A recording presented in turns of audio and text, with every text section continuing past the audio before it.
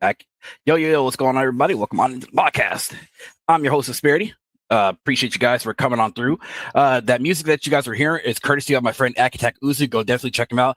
He creates great beats, great music. Love him. He's like a brother to me, y'all. So yeah, it's been a while since I had the podcast here. So I'm finally back. A lot of things has happened for me at least, and I will explain that in just in a sec. But yeah, if you guys are enjoying yourself, definitely consider subscribing to the channel. We have some various topics to talk about. Samus J, thank you, sir, for the 21 months, dude. I appreciate you. Thank you for the support. Well, 100%, dude. First off, if y'all don't know who I am, my name is Disparity. I love gaming. I'm a big RTS, turn-based strategy, and RPG kind of guy. That's what I'd love to do. That's what I love to play. This year has been so far a great year for gaming. There's so many games out there that, so much talk. There's just so much to talk about, y'all. So currently at my channel, y'all, if y'all want to again, like I said, subscribe. Currently right now, we're playing through a whole bunch of different games at the moment. And then in June/July, I'm actually going to be working on building a PC tech channel now.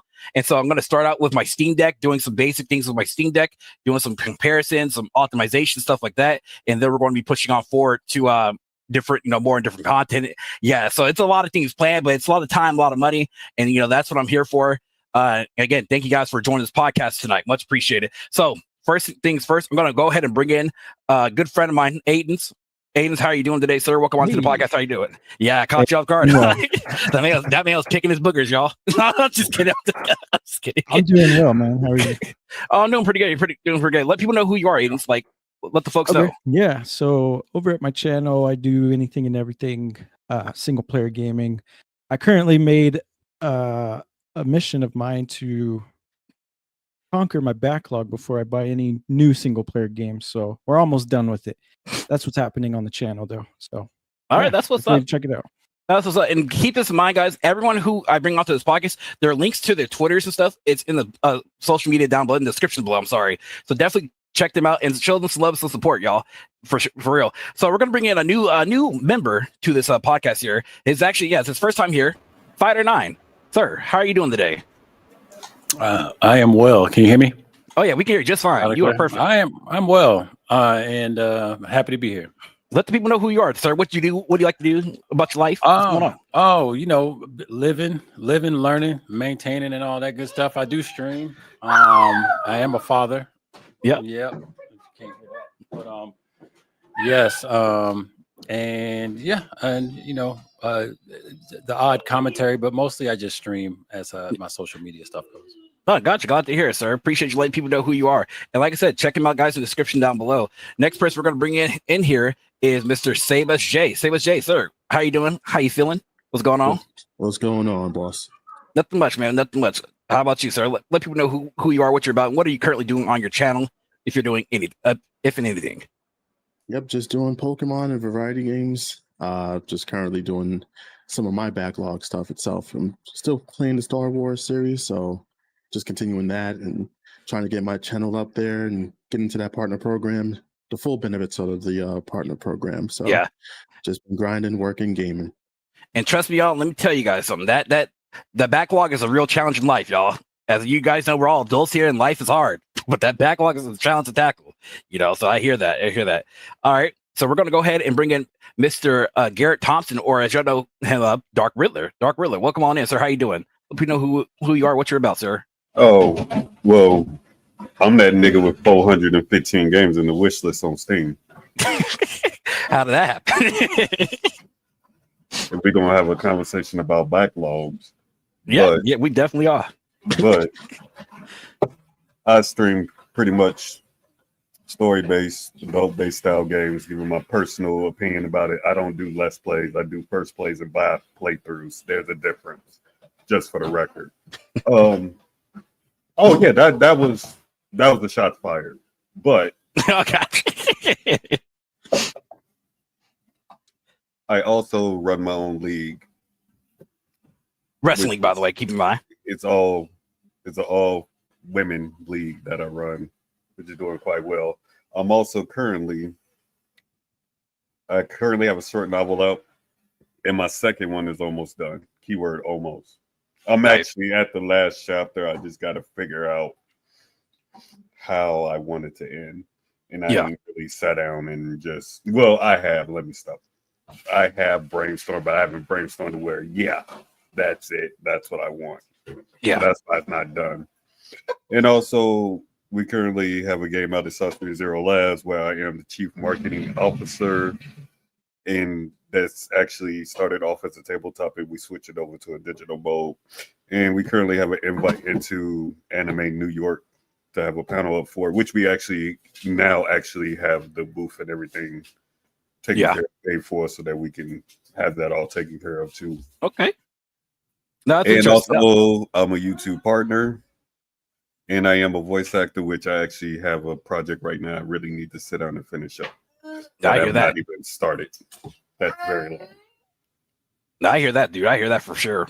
Appreciate you, dude. Appreciate you. It's same as Jay. Just for the record, you are going to hit partner if you keep doing what the fuck you're doing. Don't think nobody don't see what you're doing. I know what you're doing, sir. I appreciate that, man. Yeah, you honestly, you and Nate, y'all are right there. Both of them are literally right there. You know, y'all just so y'all definitely watch their streams. Help them, give them that push. You know, that push tremendously helps. Just do me a favor. Don't pull out no damn 3 or 4 hour videos complaining about games. That's funny, dude. That's funny. I love it. Okay. And so last but not least, we are going to be bringing in Mr. Hashmail himself. Or is he or as he goes by Vanta Black Knight. Vanta, what's going on, sir? How are you doing? Do you know who you are? What you're about? What's going on? What's up? What's up? Playing I don't know. I'm about gaming mostly. Nerd crap. Trying to remain positive in today's world. So, that's what I'm about.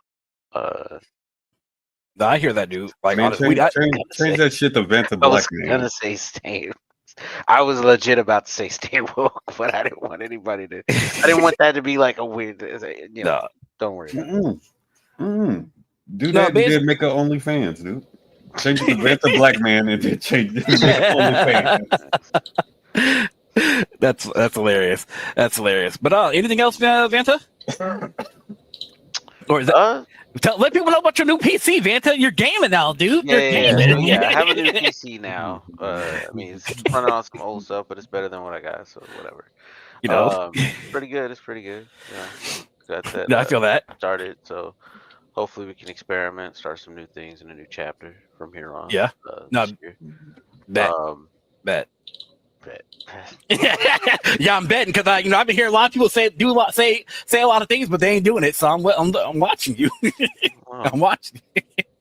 What's that word? Accountability. Wait, speaking of that, in regards to a tweet you made that you not you talking about Mr. Disparity though. I have no problem with you doing that. But make sure everything that you're stating that you're gonna tag me in is accurate. That way I can't sit there and say, you see what I mean? That way I don't have to sit in there and correct that shit. Yeah. But no, but you was good. Like I just had to know what the hell I didn't know what the hell was going on. I don't care. If I'm gonna tag you, it's gonna be about the podcast, Other than that, I ain't gonna tag. I'm gonna tag people. No, I'm talking about the other thing, not this damn podcast. I got you. Oh, with the old dude. No, I got you. Yeah. I got you. Where we at? Okay, so first off, y'all, since we got the introductions down, we're gonna talk about this topic that's been on everybody's mind for past a month, I guess, and this actually might set a precedent, and I'm gonna hop on stage with Jay because he's a big Nintendo fan at that, So this is about Nintendo. Sir, you sent for Nintendo. But before we even truly begin, y'all, welcome to the Black Council and Aiden's. There we go. That's the Black Council and Aiden's. Aiden's, we give you your official black card today for the moment. Temporary pass. Unless you buy Riddler's merch, you get the full pass on that. It's true. It's true. I got the Disparity shirt. Look. Hey, there you go.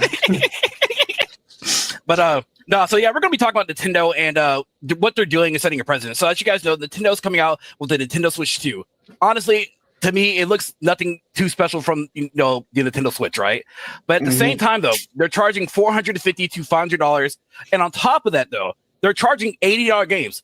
For me, at least, there's no damn way I'm going to be paying $80 for Mario Kart. There's no way. But people are doing it though, and they're literally getting fleeced by console corporations. Now I got a lot to say on it, but I want to hear what you guys have to say on that. So, any y'all want to speak up? Let me know what y'all think about that. Yeah, go ahead. Okay, so you said that the Switch 2 is almost about damn near $500, right? Yeah. And then the games on top of that is at 80, right? Yeah. Just for the record. Okay. Yes. So here's my thing. It is not even OLED, correct? Yeah. Okay. So that makes it okay. So that makes my statement even stronger. Okay. Well, what the hell are we doing here? Uh-huh. What are we doing here? Like you tell me. what is this? Like I understood PlayStation system being 500. My issue with that was just the fact that they didn't have enough for everybody when it came out. Okay, fine. A handheld being $500, I'm sorry, but that's just ridiculous. Can I just interject one thing? Mm-hmm. It's like the premise of the Switch was playing all these other games that were technically a few console generations behind in terms of power. I think it's like a level of like a PS3 or something like that. PS4, PS3, PS4, somewhere between PS3, there. right? Yeah, somewhere between there.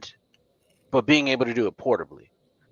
Now, the Switch 2 is supposed to be able to do these better, right? So theoretically, it should be as good at least as like, I don't know, a Steam Deck or something like that. I haven't fully looked at it, but here's my thing though. Mm-hmm. Most of us are PC users. Yeah.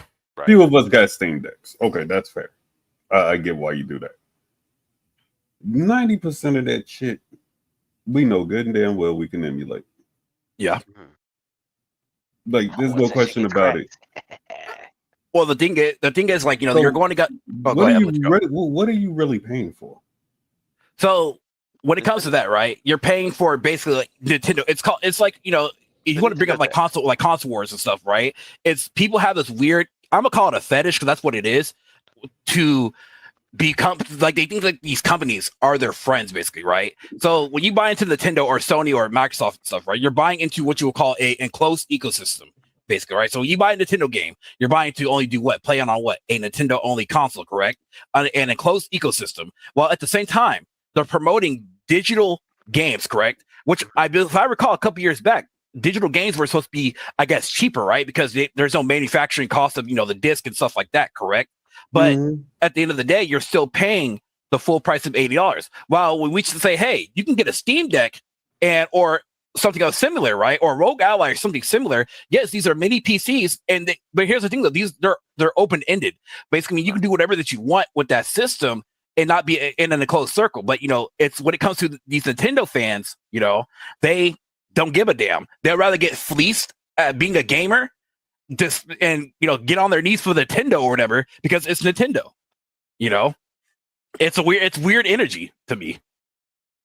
Okay, be that as it may, though. Yeah, that kind of still technically does not answer my question. Because, like, okay, here's the thing. Like I just stated 2 minutes ago, the PlayStation I can understand being 500. I don't really agree with it because I feel like it's lackluster. If you're gonna pull out $500, you better have a track record full of fucking games available, and they don't have that. I'm sorry, they don't. Like I said, like I was saying like that Nintendo tax, but like to put it deeper in perspective, the stuff that you're talking about, like okay, there's things that like okay they can emulate, they can do that. That's only going to be for like people like us. It's only going to be for like people who are already familiar with PCs or already know it, or gaming enthusiasts, like gaming enthusiasts or people who have the hookup. So that's really the only cases. Everybody else, they're going to line up. They're going to buy the console. They're going to get their kid the console. They're going to do all that just to do it. Now there might be parents who are like, makes sense. Fuck no, Yeah. Keep in mind though, I'm like leave kids out of it. This ain't about kids. Okay. I'm talking about Nintendo. There's everybody else. It's like everybody's not going to. I don't want to say not be like only be legit, But if the legit way is less complicated, if it's like it's convenient. That is a Like, good if point. they're gonna be more convenient. You could be like, oh, well, you just have to follow this 10-step process to emulate all the Switch. People are not gonna do that. They're just gonna go to the store. They're gonna go to Best Buy. They're gonna go to Target. They're gonna go to GameStop and just go and pick it It's up and buy gonna it be that. because we can. Yeah. It's gonna be that, and the kids. I know we say bump and damn them kids. I know we say that, Yeah, but yeah, a lot yeah, of them exactly. Nintendo's brand is the kids. I mean, I don't give a damn, right? But Well, Nintendo's brand yeah. is the I mean, kids, and don't so get me And wrong. plus Like, I owning the don't care. Like, hardware, if I too. buy it, it's gonna be handed right to my daughter. Like, Yeah. I'm not going to twitch that part. That's why I said let's not bring the kids into this. Right. Yeah. Because we know Nintendo is catering to kids. Well, yeah. When you look at it like that, yeah, it's like the Nintendo piece is the casual, soccer mom. That's who it's geared towards. It's a casual soccer mom. They're not going to care about, because yes, things like emulation and stuff like that. That's for us enthusiasts or us truly, hardcore gamers, because we know how to do that. To the average soccer mom, they're like, you know what? That's a Nintendo. My son or kid's gonna be like, Dad, Mom, that's a Nintendo Switch 2. They jumping up and down. They're gonna be like, okay, what is this about then? Basically, kind of thing, right? Yeah. And hold on, thank you to Manboy for the 20 dono. I appreciate it, dude. And yeah, Manboy, he's getting fleeced too. But no, Manboy, thank you. I appreciate it. He's getting fleeced too. But and don't but that's forget, like the actual hardware is it's a collector's item. It's like it's gonna be, even if people don't like it, they're gonna, what I mean, they're still gonna get it. Even for the hardware, though, and I'm gonna speak from the hardware perspective. The hardware is weak. It's still weak to this. Nintendo finally reached 2015 hardware, basically 2015, 2017 hardware. Wait, is it better than Steam Deck? Is it? No, I don't think so. no, I think the Steam Deck is the Switch 2. Yeah, no. Wait. no, So it's not better than the Steam Deck. no, Have they? Hold on, let me see. And how much is the Steam Deck? Like 200? no. I don't think have they dropped the specs for the Steam Deck yet? The Steam Deck, yes. The Steam Deck runs on the Z Switch 2. I'm sorry, but really, to answer your question though, the Steam Deck runs. If you want to get it refurbished, right, for the 256 model gigabyte model, it's $350. But if you want to buy it brand new, I believe it's $450. Then if you want to go the enthusiast route and get the OLED, which comes with 1 terabyte of space, that's about 500 something, 500, 600 something. If I'm wrong, y'all, I want y'all in chat to correct me. Keep that in mind, or whatnot. But yeah, basically, they did release the specs, I think, of the Nintendo Switch 2. I don't remember exactly what it was. I had to look it up real quick. But the Nintendo Switch 2, at this point, the specs, like what they're touting is 4K 60, right? Not every game on there is not going to be able to play 4K 60, because you know what? The Steam Deck can't even do 4K 60. But they might, though. It might, because Nintendo is developing, whatever developer, if they're going to develop, well, if you want to go by first party, right? First party is going to optimize it because they're able to do that, but third party is not going to do that. Like, we saw Cyberpunk 2 run at 40 FPS when they were showcasing it on their thing or whatever, on the direct, Are you looking at the specs right now for the Switch 2? I'm looking at it. Hold on. Do they have the DL? No, was it the DLSS for that? No. So it is. So Jay, it is running. It is running DL. It is running DLSS, but they don't. Yeah, I don't know. I don't know what the CPU or GPU is though, because they didn't put that down. They're saying it's some AI powered. Yeah, that's the thing. Know. That's what makes. All they're saying is it's custom powered, or custom aimed. Custom APU, CPU, GPU type deal. Yeah. Okay, so they don't have the full specs up for the Switch. No, they're not tracing the tensor cores and all types of stuff. I don't know. We don't know what any of that means. From what I see here, if you type in, Switch 2 specs leaks or whatever, whatnot, it says custom NVIDIA processor that has a 12 gigabyte LP DDR5 RAM and 256 UFS storage drive. So display CPUs. It's just a custom NVIDIA Tegra. So it says it's potentially a Tegra T239. That's what it's rumored to be. But custom. I heard something about it, the graphics processor being like equivalent to a 3050, if I'm not mistaken. And that's about 2 generations behind, right? I think, right? It's about in terms of PC. Yeah. So. Mm-hmm. And so like Steam Deck, I think it runs off I don't know what it'd be equivalent to, like a 1060 or the Steam Deck here. because I mean the Steam Deck as it is, it is a very powerful device, right? But what's even stronger than the Steam Deck is the Rogue Ally. The Rogue Ally runs tremendously much stronger than the Steam Deck. But even then, so the Steam Deck, right? It's running a custom AMD APU with a 6 nanometer process, right? And it has 8 RDNA CUs. So it's pretty decent for what it is. But even then, even a lot of modern games on the Steam Deck don't run well on the Steam Deck. People as of right now are trying to get Oblivion to run, to run on the Steam Deck right now. It is not a good experience right now. They're trying to. Yeah, so remaster, yeah. Oh, wow. And they're running that thing at about 30 FPS, or at least trying to hit 30 FPS. But that's Unreal. That's the beauty of Unreal Engine 5 at this day and age. So the only time when I think with the Nintendo Switch 2, right? If any game is going to run at 4K 60, it's going to be a Nintendo based game. That is that case and closed. You're not going to get a third party. So if you're going to go and buy a Nintendo Switch 2, you should only be buying it for Nintendo only games and not third party, because you're not going to get a good experience. And then on top of that, they're showcasing them running great value Discord in their showcase at 5 FPS.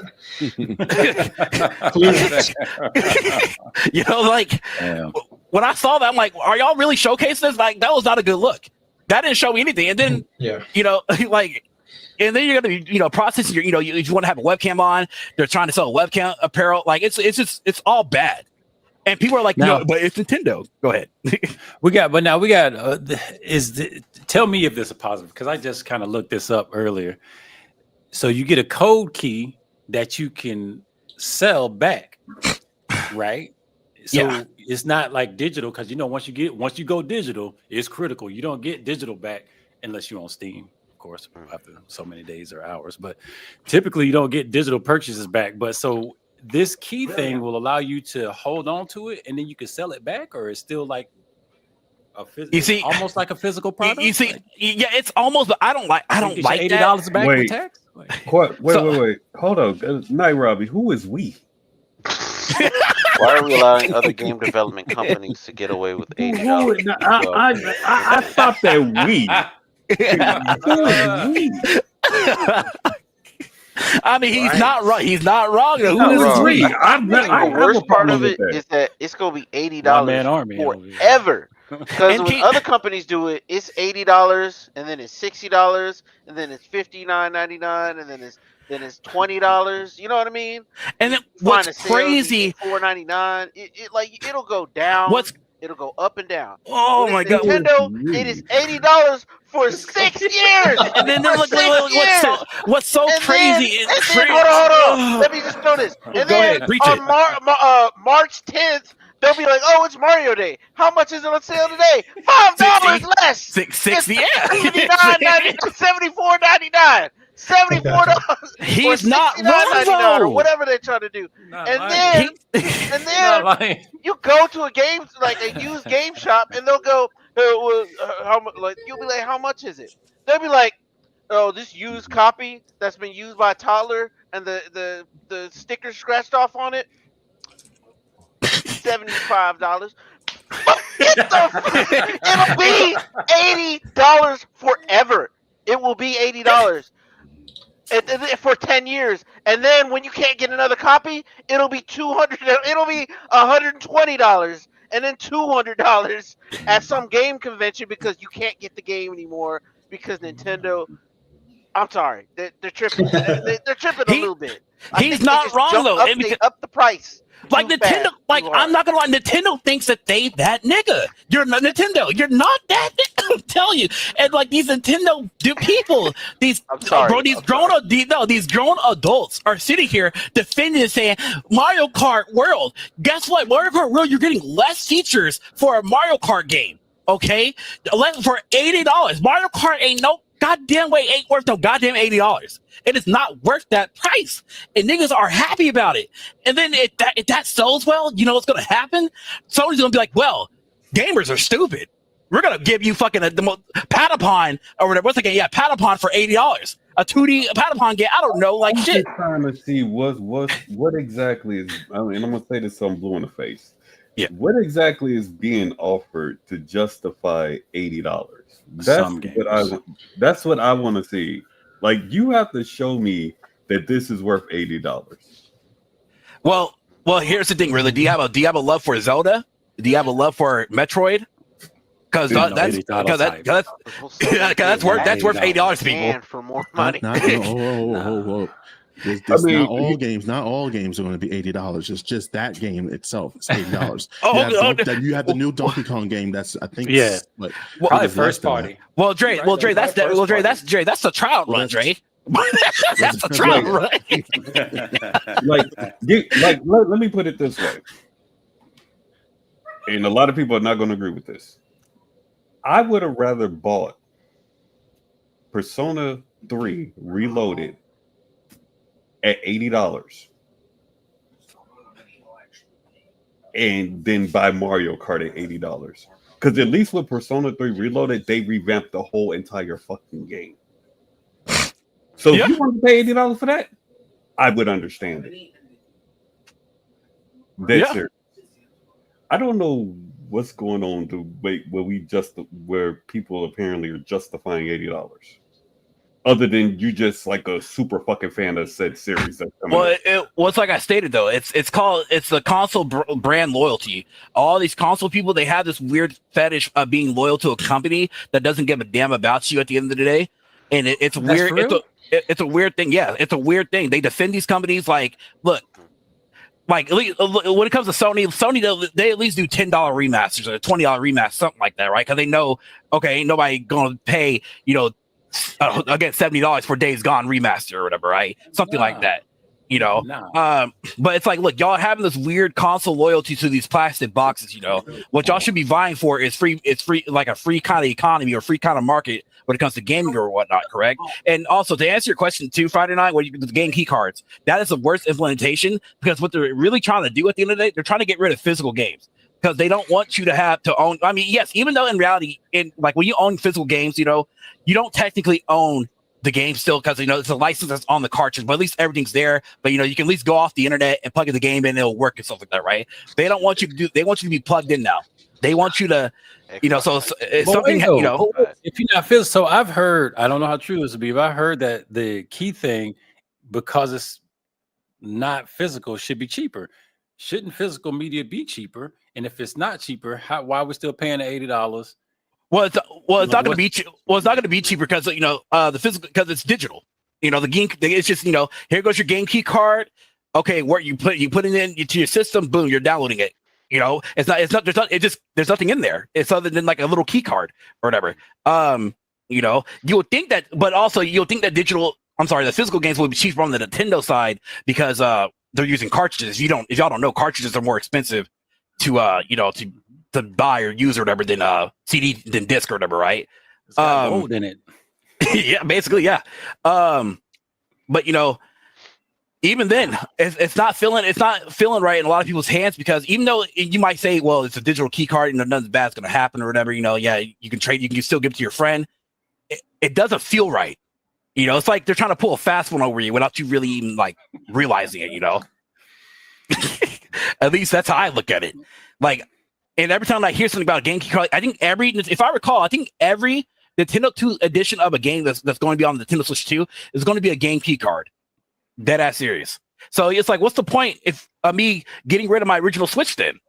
If every game is going to be like that, like it's like a really ask like, what is it going to benefit me? Is it going to up-res my current games? Even then, Nintendo, they're offering Zelda and Kirby upgrades for resolution. That's it.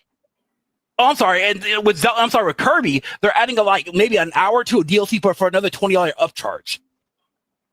Or $10 to $20 upcharge, if I recall. Y'all can look that up if need be. I remember when $80 and up was like you hit limited edition territory and you got extra shit for it. Like this is standard. This is the standard. This is the standard cost for the vanilla game. Am I wrong? Yes. Yeah. No, you're not wrong. Oh, I say yeah, but no, you're not wrong.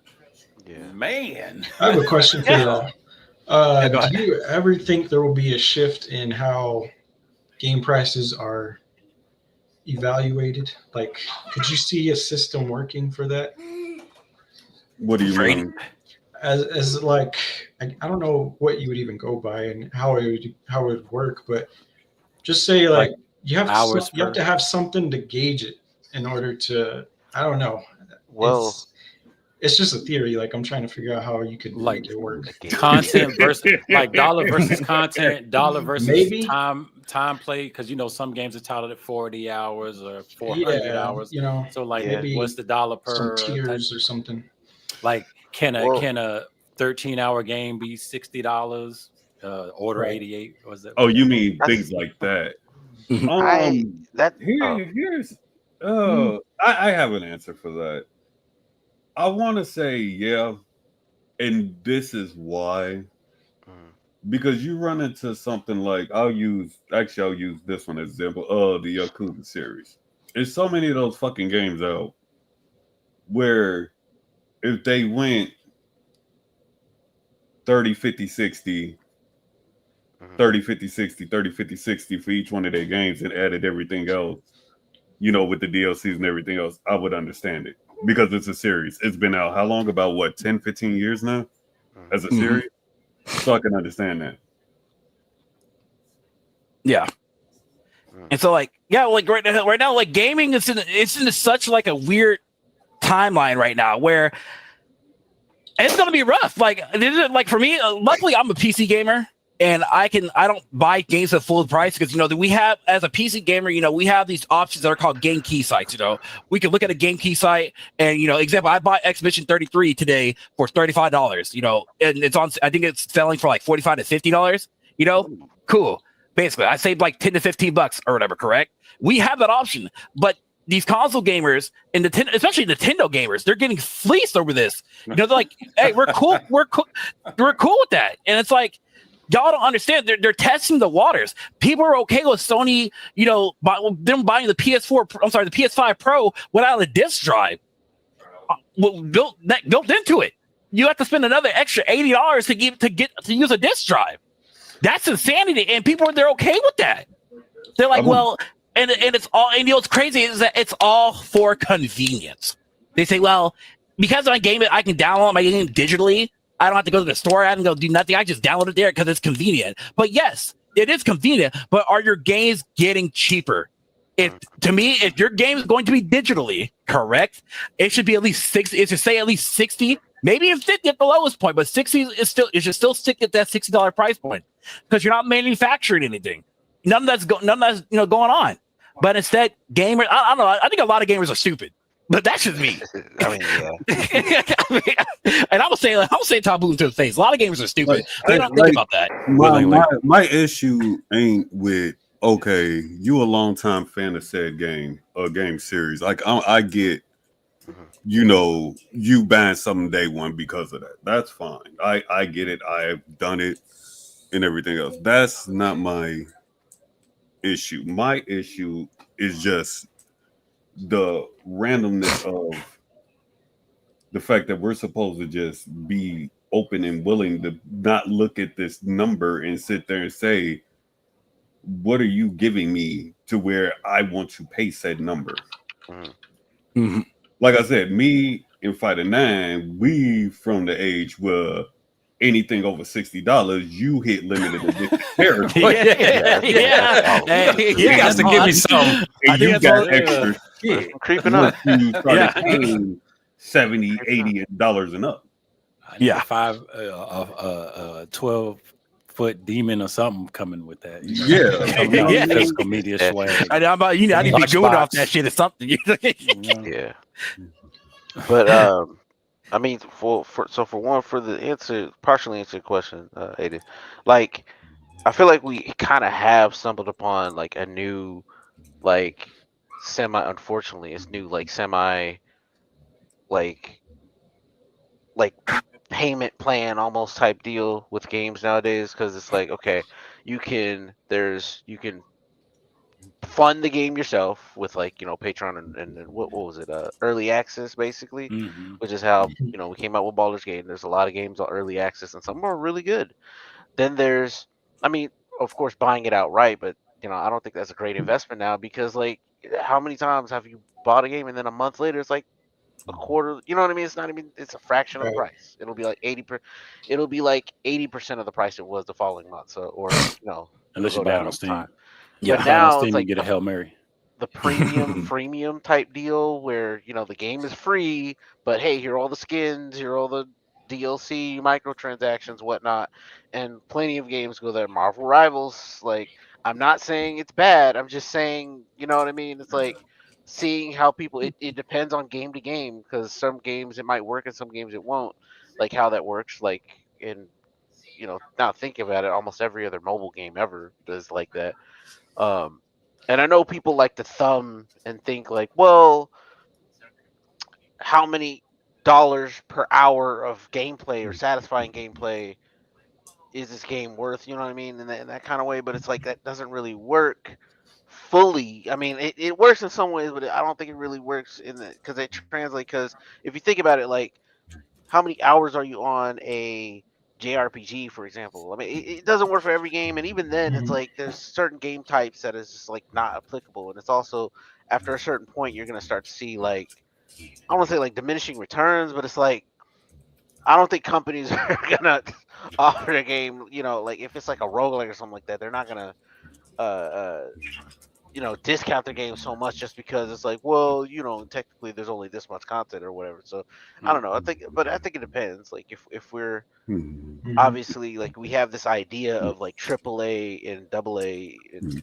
single and whatever, even though that kind of doesn't mean anything. It just means money was poured into it, like a shit ton and a fuck ton. Well, It's right. like that's the difference. It's like Looking at you, Dragon Age, yeah, and it's like yeah, and so it's really I think it's really at the end of the day it's like it's gonna be up to like people to I don't want to say vote for their wallets because every time I say that I No, feel you're like right, bro. I feel like No, I get- man, you're right. And No, we've all talked about this since the beginning of this program. We've all talked about this. Well, most of us have. It's like several of you guys have mentioned this. Going back to the backlog is if all our gamers would just go back to our backlog for a little bit and just run it all the way out and and post that. Hey, it's called hashtag backlog, and then everybody go do that. Yeah. Look, that might be backlog. And dude, that's why I tell people. Then look, it's depressing to look. What's crazy is like even though I buy like a lot of new games and stuff like that, right? I tell people, look, I bought the Oblivion remaster. I bought Expedition 33. You know what though? I played those games for about a bit, maybe about an hour or two. But I'm like, look, I can't sit there and justify me playing these games right now because I still got to go back and finish South of Midnight right now. I have a list of games that I'm trying to conquer on through. I can't justify just keep buying games and games and games unless I can buy them at a cheaper price. If I buy them at at like again Expedition is $35, that's a big difference. That's a big trap. That's a big yeah. It is how a they get you. Yeah, it's true. Except for Nintendo, it's 5%. Yeah, but my thing is too, like when it comes to like this whole gaming shit, right? What's crazy to me is I'm an avid PC gamer. I love my PC. I love playing my Steam Deck. I love playing on my Switch from time to time. But the problem is when like you try to talk to these console niggas. I know it's gonna be like console war or whatever. You try to talk to these console niggas.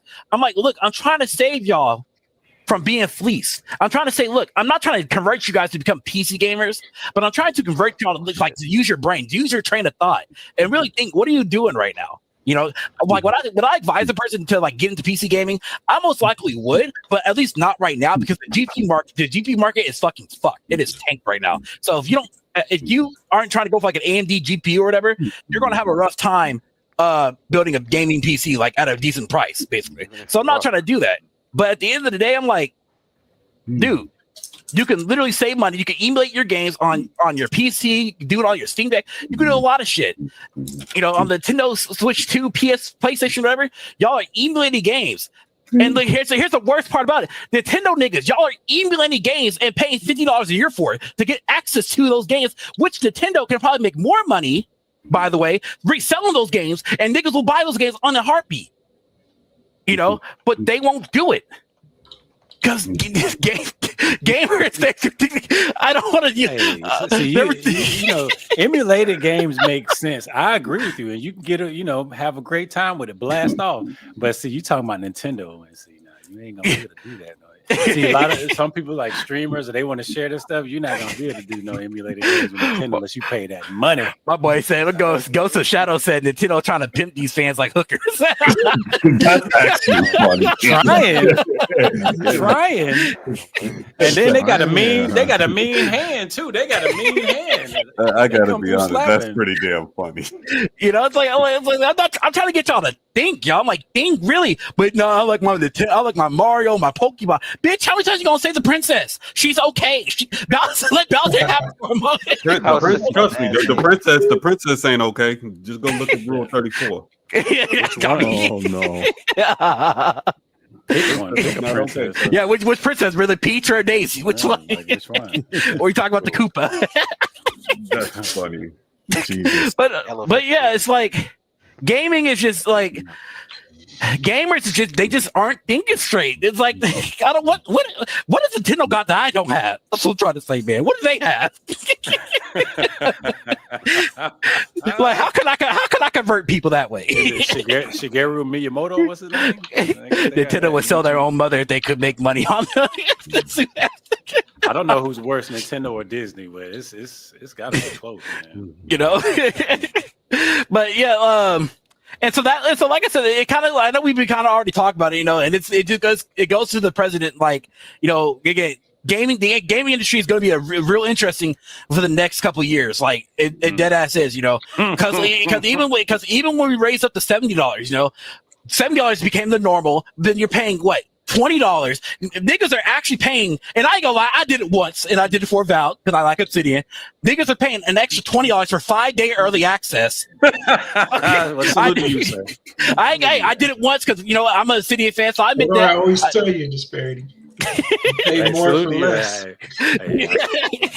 I got the standard, but shout out to you though. No, I mean I rarely do. My policy when it comes to gaming, and I've always been with this policy for like the past like 15 years. I never really buy a game unless I like the series. Unless it has to be like about 75% off, like between 60 to 75% off for me to buy it, basically, right? Now, if it's a game series I like Kingdom Hearts or something like Obsidian Works, or, you know, Fallout, or, you know, anything of the sort, I don't mind paying the full price because I know I'm going to get my money's worth. And with Avowed, I think I put like 65, 80 to like 70 hours in that game alone. So I was like, hey, I got my money's worth and then some. You know, I don't like to rush through games because to me, it's kind of silly. Like people spend money on video games and y'all are sitting there rushing through it to get to the next game. Like I like to enjoy my time with these games, figure out like all the systems and stuff like that. You know, because read the lore and shit. And yeah, that's what I like to do because I'm a big lore guy when it comes to video games. Like if your lore speaks to me, oh yeah, I'm going to enjoy that game. Basically, you know, lore is a big thing. I feel you on that. I have to, you know, I'm not a gamer. I just got a habit. So I get so many games, and like on my streaming platform, I've been, you know, people have accused me of not beating games. So I've had to slow myself down a little bit because I get on one and then the next one come out because I'm finna get on Night Rain here. But I did beat Avowed before Night Rain came out. But I feel, you know, but I kind of, with that said, I rushed through Avowed and that was not a pleasant feeling. So it's you know. Like Avowed, you know, and I saw a lot of criticism with Avowed and stuff like that. Like, look, you're playing the whole gameplay is different. You're not sitting there. It's not like Skyrim or Oblivion where you can go around killing anybody you want to. You're an envoy. You're a person of a major government. You know, you're part of. Yeah, the story I give it about a good 7 out of 10, 7 out of 10, probably 7 out of 5 out of 10. I liked it, you know, especially because if you're a big, I played Pillars of Eternity, the first 2 games, and if you know Pillars of Eternity, you'll know the lore, what it's about, basically, you know. But you know, speaking of which, though, while we're talking about backlogs and stuff, what games have y'all been actually playing that's been really interesting to y'all currently? Like, what's been going through y'all's mind? What makes y'all get up in the morning and say, "Man, I can't wait to play that game"? Right now, for me, it actually has been Hogwarts, Legacy of Hogwarts. Don't say that out loud now. It came back. You know, it was on PlayStation. So I was like, yo, let me try it out. I did want to play it day one. So I got into it. And as I get into it, it's opening up with the credits. Like it's an Avalanche. Oh, I was like, Avalanche. My 2024 game of the year was Mad Max. And that game is old, but I'm just saying, like, I discovered it in 2024 and it just took over everything I was playing as far as like how much entertainment I was having with this game. And so I saw the Avalanche made it. And so I was like, so yeah, that one's kind of got me right now. I'm just, you know, checking it out. I was playing it recently And it's a beautiful game. It looks gorgeous. I was just walking through it like, oh, and I realized I'm not even like crazy Harry Potter person like that, but I like it's an interesting IP. It's got wizards, it's got magic. So I'm like, take me through this world. And it does kind of have a linear play style. You just can't, everything's not unlocked. I just can't, like you said, I just can't go kill the bartender because I want to. Things are pretty, it's got a flow to it. But man, it's beautiful. And that is the same thing. That Mad Max 2016 was for what it was gorgeous. The attention to detail was remarkable. I had to go purchase it on my own Steam. I have played it on PlayStation. But nice. That's what's got me. That's kind of got me currently right now in this moment. But Night Rain's coming up on the 29th. Nice. Yeah, everybody's excited for Night Rain. I've been hearing that a lot. Jay, what about you, dude? What are you currently playing, Jay? Other than I know you're doing your Let's Plays and stuff or your gameplay stuff like that. What is making you enjoy yourself at night? Well, throughout the day or night. When I have actually free time, because your boy hasn't been having a lot of free time lately with work and IRL shit. But I told you, Disparity, like in the DMs, right? I was going back to XCOM 2. Oh yeah, I wanted to relearn the game more, So I'm still like doing it. I'm still doing that, but right now I'm just like I said, with the backlog stuff, I'm still continuing the Star Wars games. I just finished what's the title? God damn it, my brain is not functioning tonight. Fucking what is the name of that goddamn game? Yeah, Jedi Knight Academy. Yeah, Academy. There you go. So I just finished those games, and I was trying to get to Force Unleashed because Manboy gifted me those games, and unfortunately I can't play them shits. But I'm still trying to work through that. You can guide. Thank you, sir. I appreciate that. Thank you, sir. Yeah. Hold on. Trying to get to those games, try to see if I can play those. But right now, those are the only games I'm kind of tackling at the moment.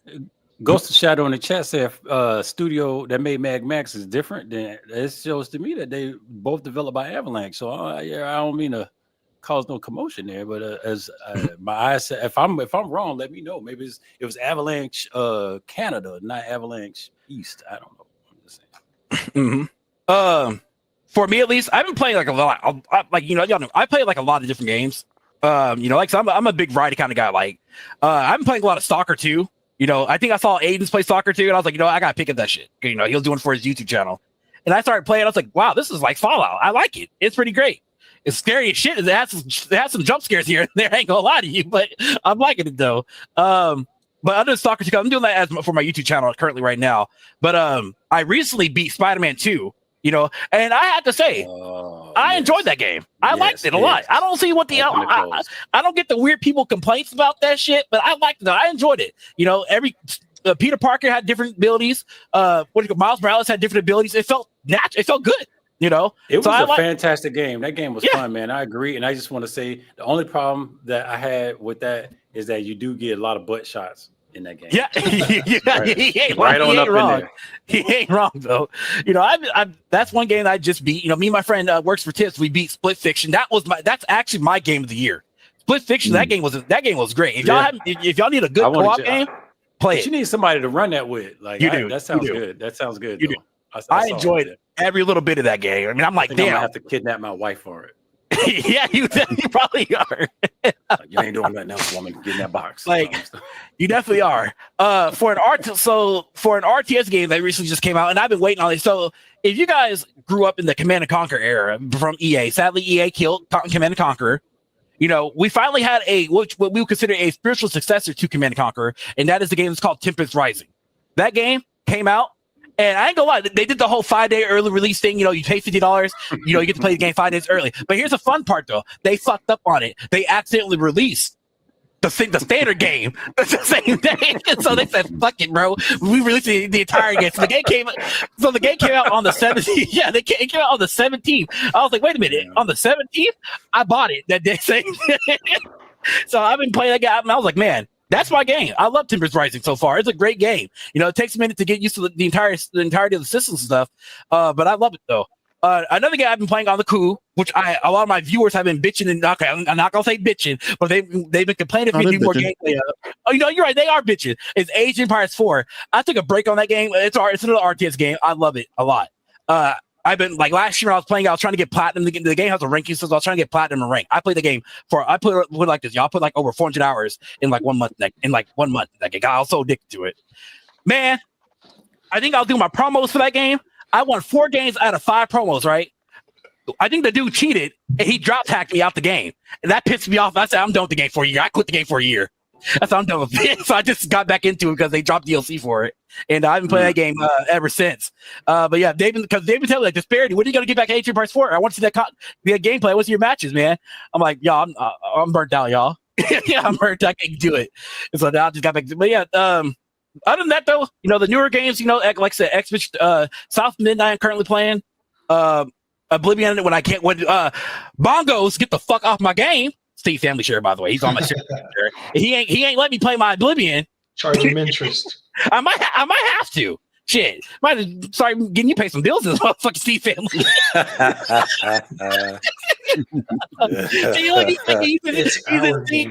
chat. It's Steam tax. He's our game.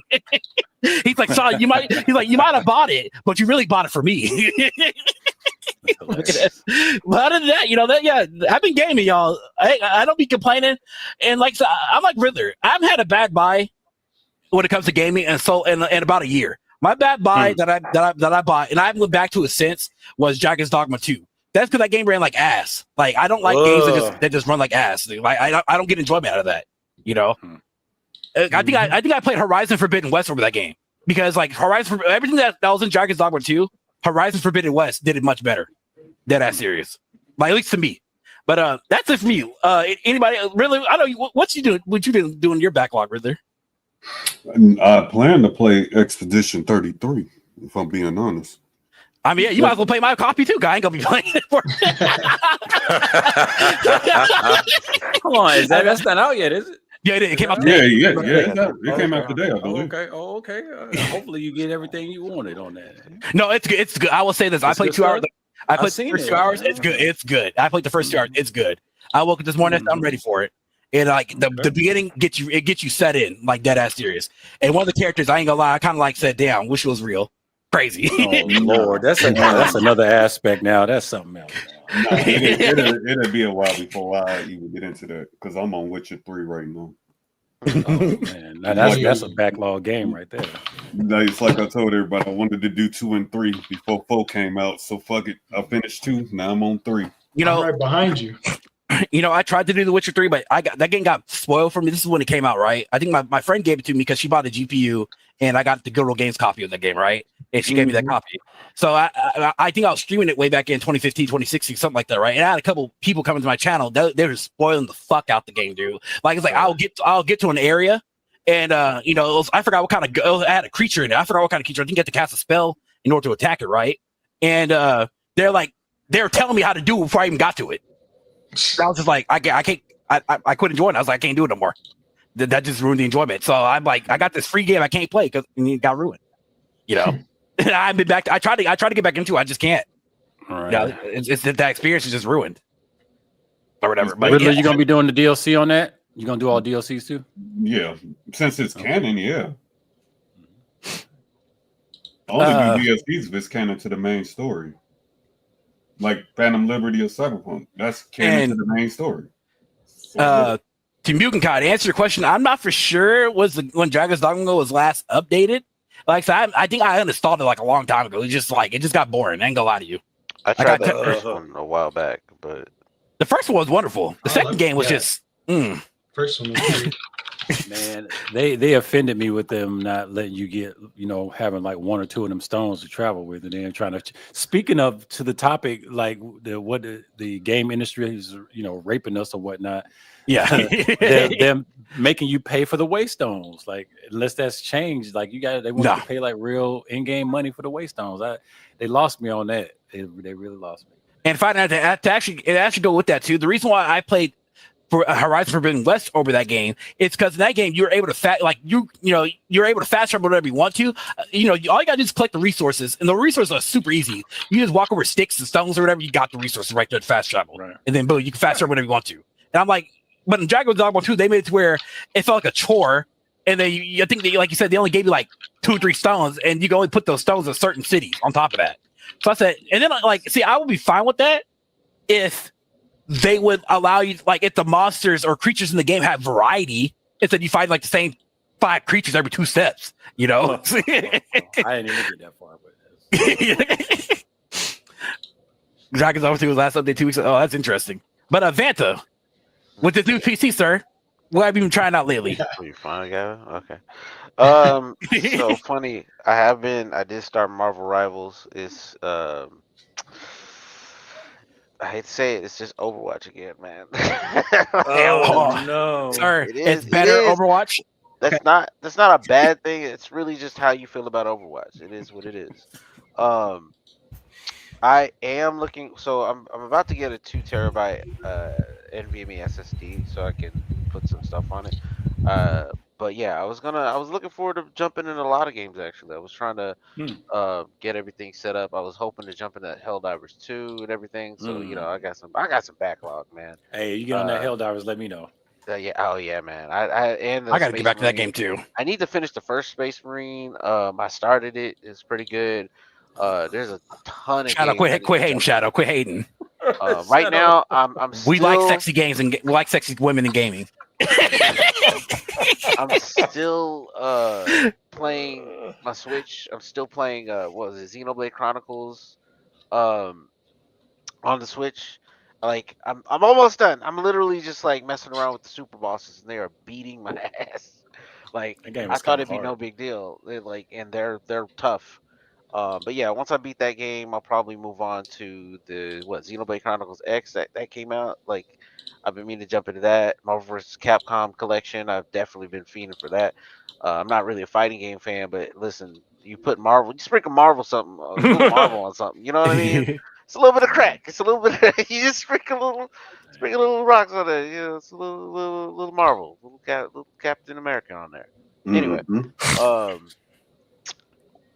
other than that, let me see. I'm literally just going through my gaming library right now. Like, I definitely want to get back into Power World. What was that one? All these games, Fear, You and know, all this other stuff. I also bring up Fear, too. fear Oh, is good. Anthem. Yeah. Anthem. Yeah, So I started Fear Anthem, 3 is my jam though. and I feel bad because I hated on that game because at the time, what was it like? BioWare was like, I was like, I didn't want nobody wanted Anthem from BioWare. We wanted them to do something differently. You know what I mean? We wanted yes, something. yeah, I feel you. We wanted I one of mean, their yeah. other games. And That then they makes sense. came out with it, and people were like, "Boo!" And they were gonna update it, but then they were like, "Nah, we're not doing anything with that." Finally, I started playing it. I'm like, "Oh, discount Iron Man, but with fear." No, hold on. Hey. It's not bad Iron Man. It's I not should bad. say discount Iron Man. I should say like Great let's- value Iron what Man. if we took some Iron I Man love that great value. That's a good and value. right and had some other random bullshit. I can't even think of like so many other weird things going on here, like some Titans and shit in it, and it's like aliens, but they're on another planet or something, and it's like Oof. there's so much going on. I don't even know. It's a rich world. I'm like, damn, they should have updated this. They should have made something. I actually kind of feel bad for it because like it's actually not a bad game. So I've been jumping into that. I played a little bit of that. It's not bad. It's not bad. Well, I think the thing is like people when they expect BioWare, yeah, they expect. I mean, unless they truly wanted to do something different, that'll be cool, right? But it said this was EA telling BioWare, hey, we need you guys to create a gas game for us or something like that. Games as a service game. Yeah, a Even though- looter shooter, And Borderlands, Iron Man twists. And I'm gonna be honest with you, I feel like that's not a bad thing. On paper, that should work, but it's like it just. Oh man! And I'll be honest with you, I'm gonna put on my tinfoil hat. I feel like companies like EA or Microsoft, they do that because they really want to shut down these companies low key. They just don't know how to just say, hey, we're shutting y'all down. I do. Sadly, I agree, but I think it's more like how like private equity just kind of like I don't know if you're aware, like private equity. Basically, they take a business and then they just basically start like. It's kind of hard to explain, but they kind of like suck out the business from within. They kind of just like they start selling parts of it. They start selling like warehouses. That's what they did to Toys R Us and like Bed Bath or like they basically just take a company and just start eating it alive from the inside out.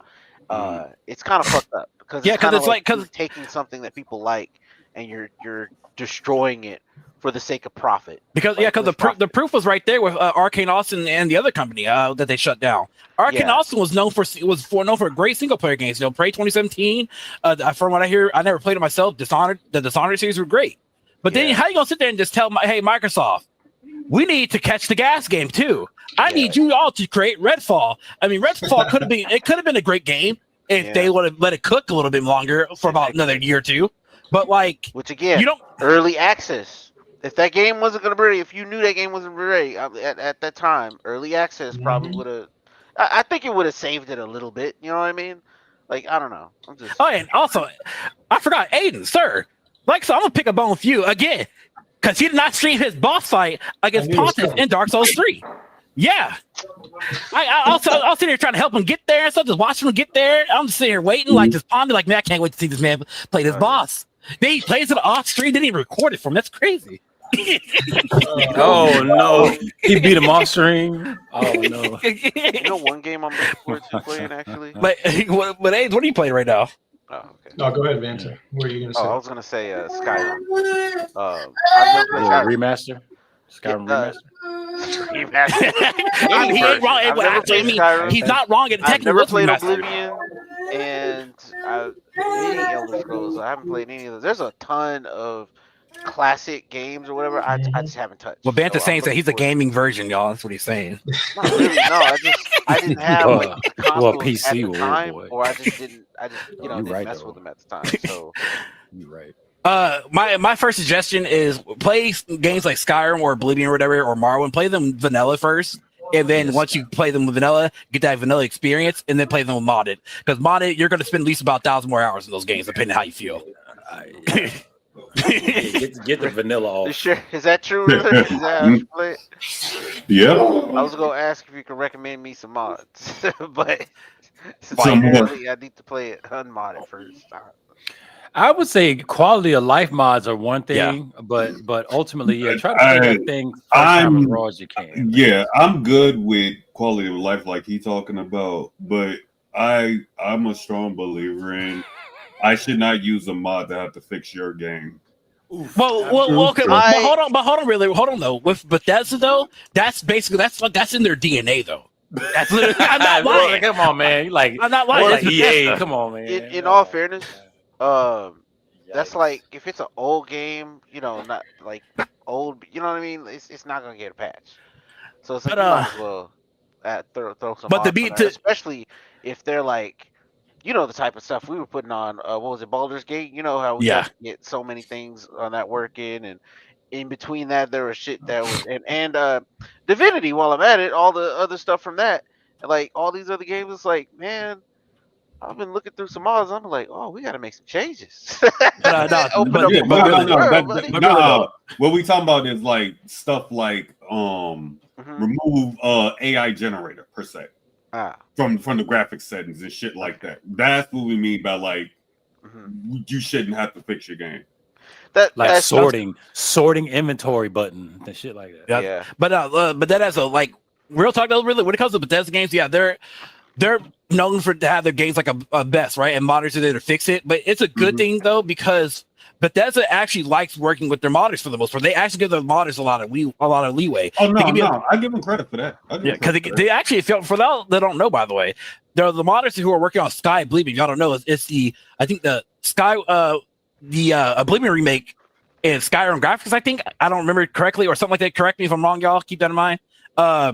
They gave every single developer of that mod a free copy of Oblivion remaster. Every single developer. Oh, that's cool. I'll give you an example. Like Starfield. I'm not sure who all plays Starfield or. I gotta get back into it. Okay, well, you played enough that you probably know what I'm talking about. Yeah, I beat the Prelude, which was the first playthrough.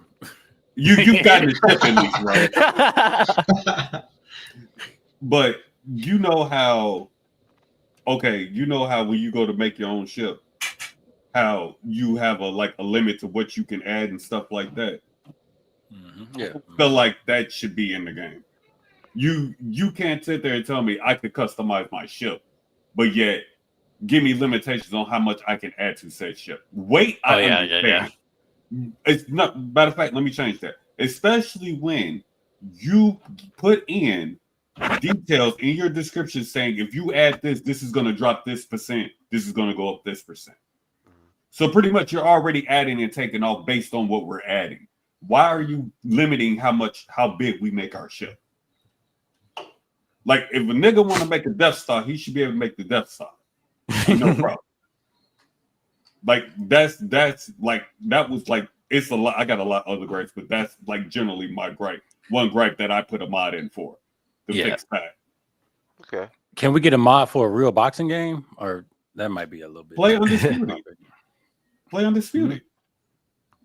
Man, Undisputed. I don't know. I mean, so there's the offline and the online of Undisputed. A lot of people are saying that the online Undisputed is a spam fest. There's no real technical aspect of the boxing. So, I mean, how would that not be the offline? I don't play online with something like that.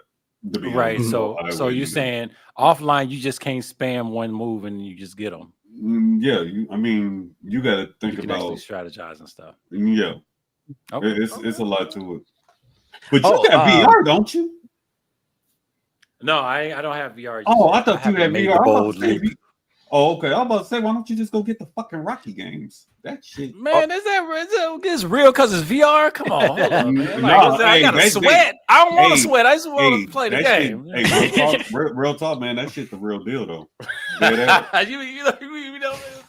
They'll slip the jab on them. All right, I know a couple people that got it, but they said it's worth. All right. They shockingly enough, it's worth. That's the Creed game.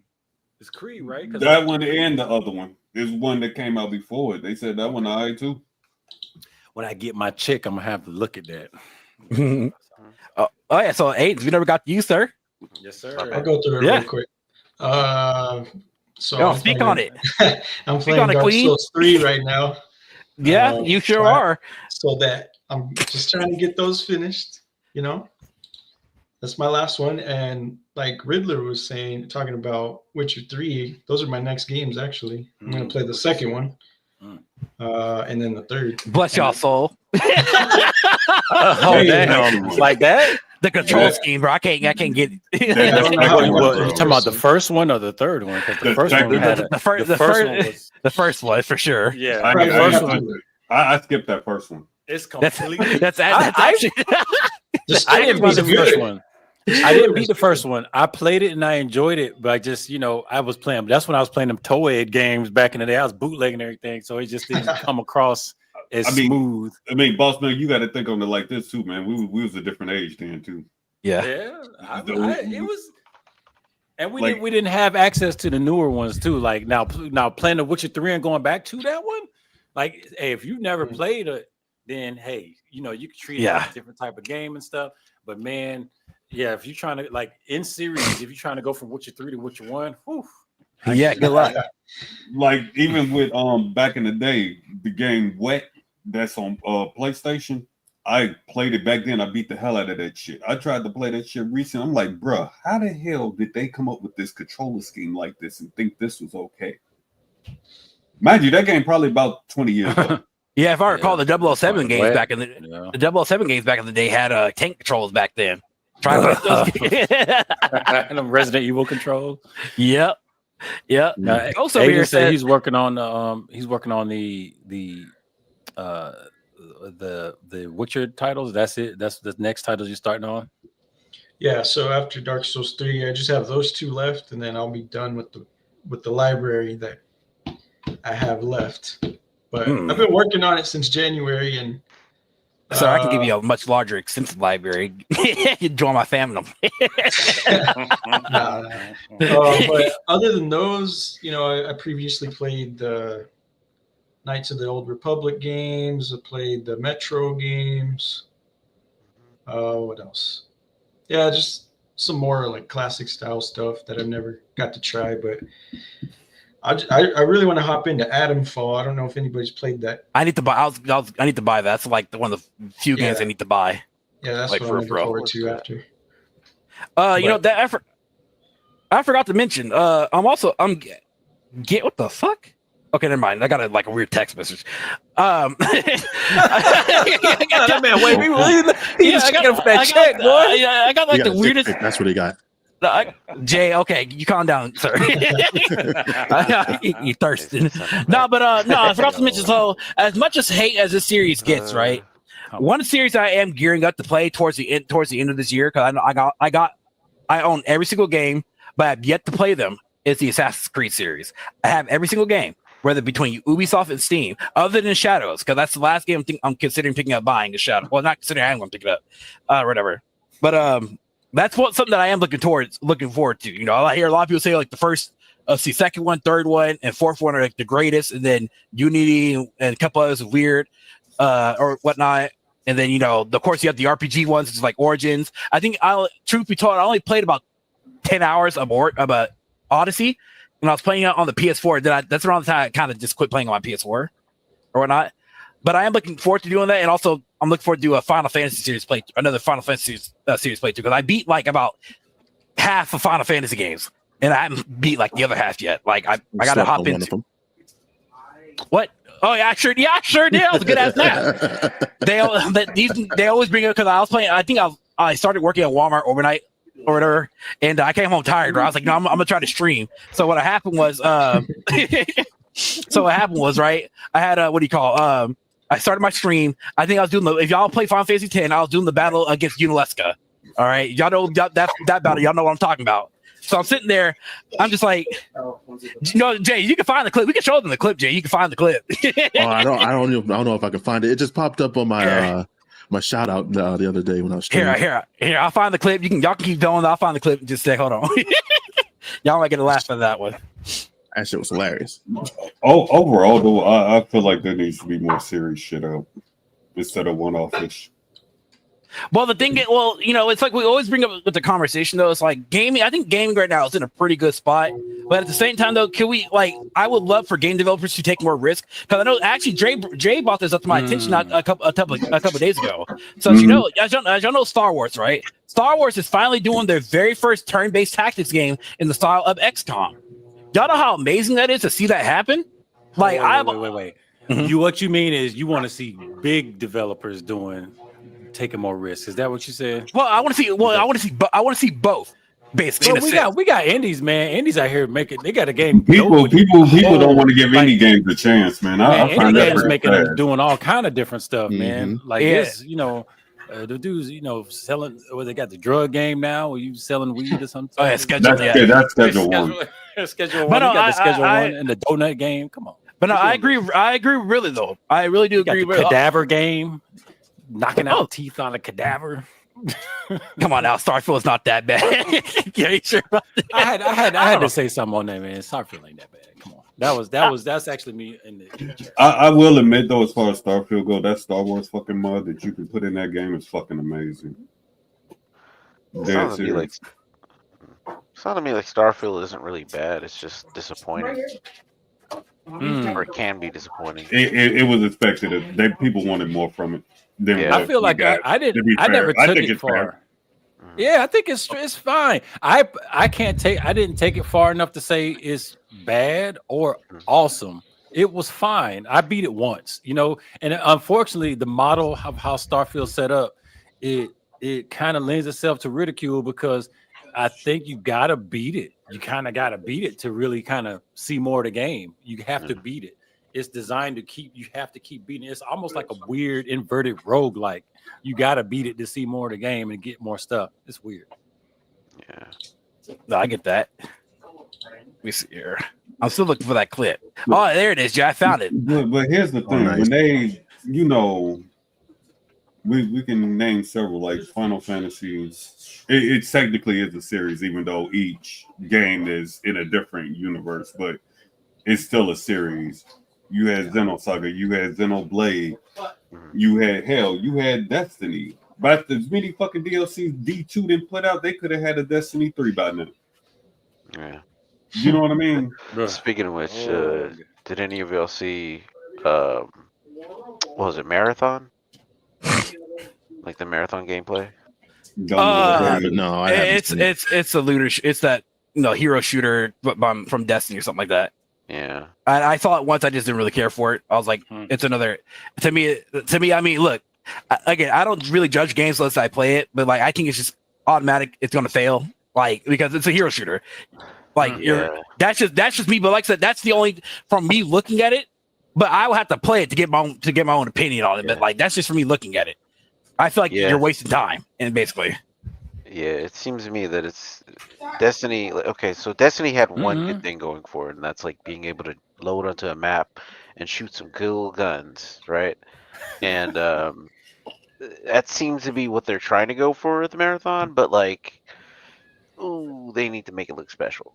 It needs to look better. It needs to look way better because it's going the Concord approach of not being good enough, not seeing unique enough in that sense.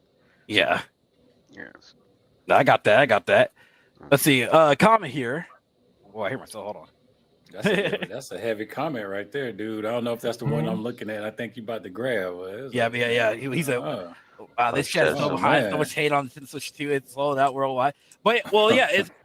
Who hating on it? Why is facts deemed as hating? I will No, never it seems like a understand clickball statement here. I don't think anybody's hating on it. I think we're just facts everyone's concerned about Nintendo's financial strategy because it seems to be like kind of fucks because now it's just like we're gonna up the ante. We're gonna start charging more. We think we own more. Yeah, we think we deserve more, and like it's also the fact it was something that I was hearing about how Reggie Fils-Aimé, right? What was he? Former president. Yeah. He was saying that when Nintendo was coming out with was it the Switch or was it? I believe it was the first Switch. It was like he had whatever. He had basically made a decision to like pack in. I think it was a Wii U to pack in like one of their games, and like they didn't want to do that. They wanted to sell the game separately. And he's like, and they're like, we don't. They're like, we don't. We basically don't give things away. And it's like, well, yeah, but like you have this thing that's gonna basically sell your console. I think it was like the one of the sports games. Or it's a sports game, yeah. And it's like, yeah, you should give people this thing to be like introduce them to your console, so they'll want to buy it, so they'll want to get more games. And like, it's weird that he had to fight for that to me, because it's like now here we are. It's like they're selling those games, and like I looked at it's what was that tour? That should be free. That should be a package title. And they're trying to be like, well, we'll just charge on this cheap. No, that needs to be a pack and that should be a demo. That should be a tech demo, first of all. And then obviously the Mario Kart World. If they're trying to go for like a like game as a service microtransaction thing, I feel like that should be like half price or something like that. I just feel like if you're planning on the longevity if you're focusing on longevity over today's price, you know what I mean? It should, it theoretically, like I thought we were used to the idea of freemium, but we don't know how that's gonna look like because they were still releasing, DLC packs for their current Mario Kart game, even a few up to a couple years ago. It's just crazy. I don't know. I'm just saying. Okay, let me chime in on this. Okay, Fighter Night, check this out, man. I signed a contract for $100 million for a team. Right. Okay. That's in one game. Nice amount of money. Okay. Nice amount of money. All right. One game. We'll say tonight. I go 0 points, 0 rebounds, 0 assists. Would you, as somebody would not sit there and say, I sucked that night and not worth that $100 million? Yes or no? Yeah. I think, that's if you ain't bringing nothing back, yeah. By his logic, that means you're hating, sir. So I ain't do nothing, but I'm supposed to get that money, huh? Damn. Okay. That's pretty much what he just did. You stated the absolute fact, but it's hate. That's what they doing. Yeah. I want I all said, the I didn't say money. never to get it. I'm just Nothing saying vote for the things that you want. When I say that, it's like if you're okay with paying that amount of money and doing this and having this be the new system, by all means, if that's what you're okay with. But understand, every time you buy these consoles, it was the same problem with the PS5. And we knew we were in a pandemic, but people were still trying to buy. They were tripping over themselves trying to get a PS5. I got two. Don't talk Knowing about damn well you're in a pandemic. I'm not saying you can't get it, but I'm saying you probably shouldn't in the middle of a fucking pandemic. Yeah, if you're okay getting butt fucked, I'm trying to preach to somebody. Don't talk about me. I got two. I got one. Next, I bought two during the pandemic. Don't. Oh yeah, by the way. I mean, I'm not hating. I'm just saying that was I don't judge because it's like, okay, if they price gouge, if you bought it off a freaking scalper, that's what you wanted to do. By the way, there's no reason for things to not get any better because you're. I didn't do nothing strange for it though. Just so you know. I'm just saying. Jay likes right here. The money. I was gonna say you pre-ordered yours, didn't you? Hell no. Oh, I went up there. I went up there and like, come on, man, just give me half of one. All right, let me know if y'all man's asleep. Right here. Yeah, look at this. Look at this shit. That's clip. That's what you're giving your fans. That's what you're giving them. Oh, Lord. Oh, I think I slept for 45 minutes. That's funny. Are you giving me a reason to not play this game? Man here. This man done passed out, bro. Hey, salute to you though. Sometimes it be like that. Hey, I had nothing. I can't talk because I leave my game. I leave the stream up for 8 hours after I'm done. So I can't even say. My girl, you know. That's what I'm saying. I can't say shit. My girl, you know, it's like, Master, are you going to command me or what? What you doing here? But yeah, no. Deadpool actually did a great thing when they brought out his game. Like if you sit idle like that, he'll keep talking. Like, and they made so many voice lines for it. It's not even repetitive, dude. Like if you just sit there and sit AFK in the Deadpool game, he has a voice line for almost like every 5 minutes that you're literally leaving him AFK. Just sad really will never see that game anymore. Well, maybe. Now I gotta say, not to deviate too much. Did we talk about old 20-year-old remasters? You put something in chat, Barity, about somebody being skeptical about 20. Did we talk about that? No, we didn't talk about 20. No, we didn't talk about it yet. So I want to say something about that. Go ahead, sir. No, we can talk about it right now. Go ahead. We can go ahead and talk about it right now. So if I can quote, if you could pull it up for the people. I don't know if you can pull it up. You can pull it up for the people. I'll quote it a little bit. It says, I'm skeptical about 20-year-old remasters. Was once fantastic, now remastered will never hold up against modern masterpieces like Elden Ring. Man, nobody ain't go for no 20-year-old remaster to play Elden Ring, bro. Like I just want to see Excitebike in 4K. Can I get that? Like, why it's gotta be all special against Elden Ring? Like, what? Can it live in its own place?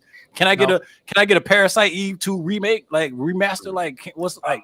I'm gonna be honest though. I feel like Persona 3 is like Reloaded is like the example for if you want to take something that's old and bring it back out. Just go ahead and revamp the whole thing. It works.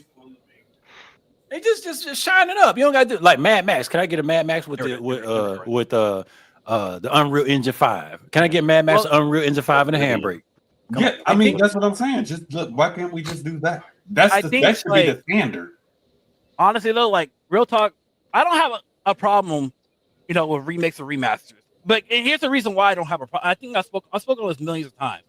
If people are not going to accept newer games, you know what game developers, what they're going to do now? They're going to start going back and remastering all these older games because you know why? They try to take these gaming risks that y'all apparently want. Y'all always say, man, we need new IPs. We need new IPs. So I mean, like people out there. They always say, we need new IPs. We need new things. Okay, well, they give y'all these new things. And y'all say it's woke, it's trash, I don't care for it, whatever. Okay, so what are we going to get now? What they're going to do now is that they're going to give us what? Remakes and remasters of the games that you guys enjoy it. But then at the same time, people are still complaining about it. So I'll do say, what's the point of the Oblivion remaster? The point is, you're right. There's no point to it. But if you don't care for it, ignore it and move on. It's not for you then. You know. Actually, I would take a remaster. I gotta ask Savage what the name of that damn game is, because he would know it. Like, I feel like with the Oblivion remaster, I mean, Oblivion was like it's a hell of a fucking Elder Scrolls game. I will admit that I enjoyed it. You know, it's a great, fantastic Elder Scrolls game. You know, I would love to see Fallout 3 remake without, you know, where you can actually travel the subway system. Come on. You know, that other it's not Call of Duty, it's not World at War. It came out back in the day. Savage would know what it is. Battlefield? No, it's not Battlefield.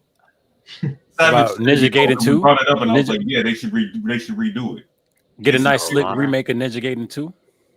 Well, that too, but that's not what I'm talking about. I was Medal of Honor. Why you trying to figure it out? I'll let you figure it out. Medal of Honor.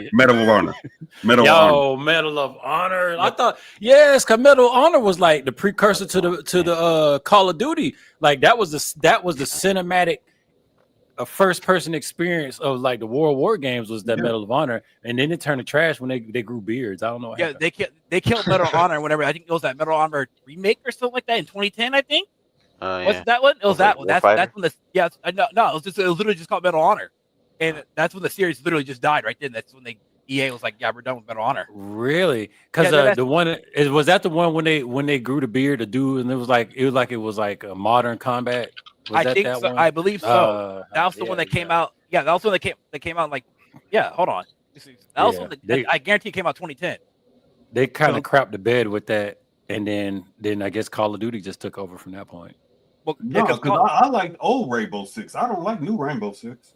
I like that Rainbow Six Vegas. Man. No, okay. Well, it's co-op though, so for fighters. So it wasn't Warfighter exactly, but that was that was the one with the beards, but it was the one that was the 2010 Medal of Honor. And then EA took another, they took another chance at it with Warfighter, and that's when it was like it's dead, basically. Okay. That's it, yeah. Was the Medal of Honor? Did it start off with World War II on the remake? That one, I believe so. If we're talking about this one right here, I'm at the Wikipedia page right now. This one was it came out 2010. Synopsis. This one actually looks modern. This one looks modern. See. Yeah, the story begins in late 2001. See, I like Medal of Honor setup, and I like Rainbow Six when it first came out. Because Rainbow Six is all about breaching and stuff like that. You couldn't just run in and shoot. You had to breach and everything else. That was a good series. Before they went into, hey, let's go competitive and all. I mean, that's the only game that was competitive, because you know that the one that you're talking about, the competitive one, that was technically supposed to be Rainbow Six Patriots, I think that was what it was originally called. Oh. And then they changed it to a multiplayer game, something like that. Oh, okay. Yes, it was Siege. Yeah, it was called Patriots at first. Mm-hmm. But no, like I think it looks like gamers aren't going to accept newer games or newer type of genres of games and stuff like that. I mean, I'm all for the remasters as long as it's done right. Mm-hmm. Like do like a whole 1-to-1 ratio remaster or whatever. Like I believe in the remaster is great. The Persona remaster was a whole remake. I mean, that's cool. They modern they did a whole bunch of modern. That's what I said. I wouldn't blame somebody if they paid $80 for Persona 3 Reloaded, because I could see that and understand it. That's practically a whole new game. Yeah. Now the whatever happened to our Knights of Old Republic, guys? Was it the one we supposed to be some Knights? I think that was been rebooted. No, not rebooted. I think Saber Interactive. If I remember correctly, they recently stated that they're the ones they have the IP now. So the original company that was making it, I think the whole remake or whatever. Oh, they basically Saber basically took it from them because they weren't. Saber's trustworthy. Okay, that's good news. So they were in they were in development hell, and then Saber was like we're working on it slowly, because Saber, I think they're focusing on Space Marine and Space Marine 2, and it's also Space Marine 3 right now. They're focusing on a lot of different things right now. So they got their plate, like their plate is being really touched up right now. And if they're working on that, because I'm trying to think, what was did they also do the aliens thing? Hold up, Saber. No, ain't that the same crew that's making that new Star Wars? Or no? What? Yeah, Star Wars that we're talking about? The new one that's supposed to be coming out soon. The XCOM, the XCOM one. No, well, actually, really, there's 2 new ones that come out. That's what I thought. The second one hasn't been talked about forever. That was called Star Wars Eclipse. They brought that one out, and then they haven't said anything for like the past 2 or 3 years. Dead ass serious. Yeah, see that's the one I'm waiting on, that Eclipse one. That's the one I'm kind of waiting on.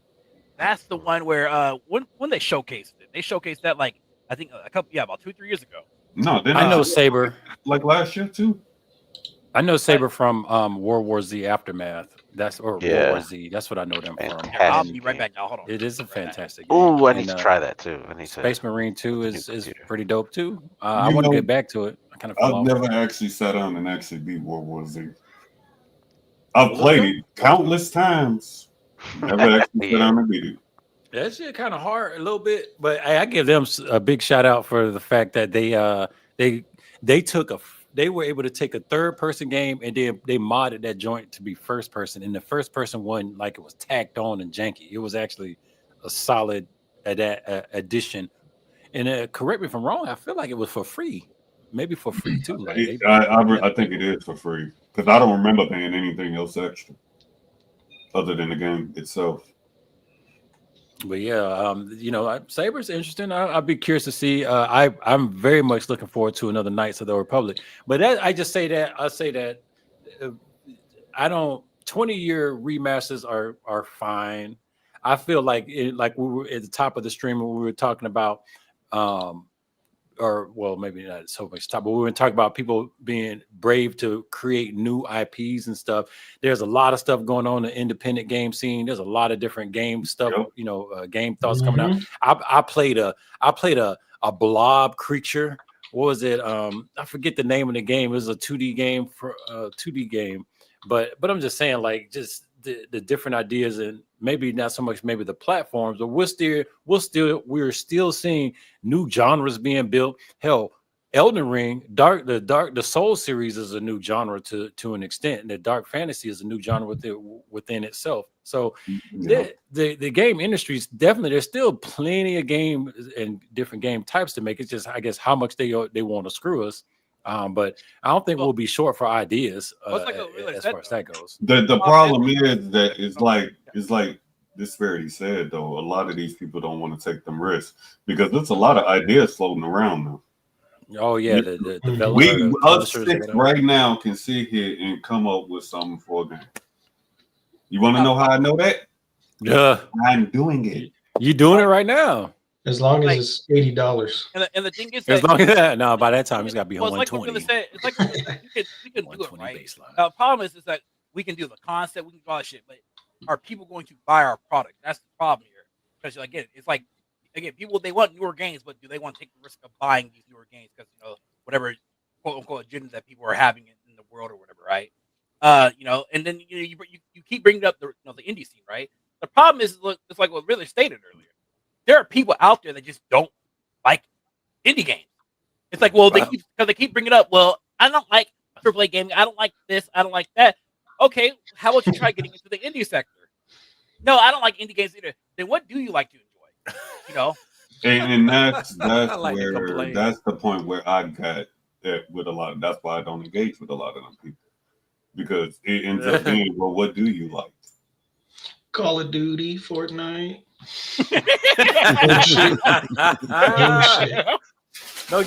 Don't come at me, PUBG. Oh, Endless Zone Zero. All that other gas. And matter of fact, I actually had a comment about one of those images. They showed a whole bunch of pictures of female characters, and I'm like, dude, you do realize half of them games you're looking at that you just classified are fucking mobile games.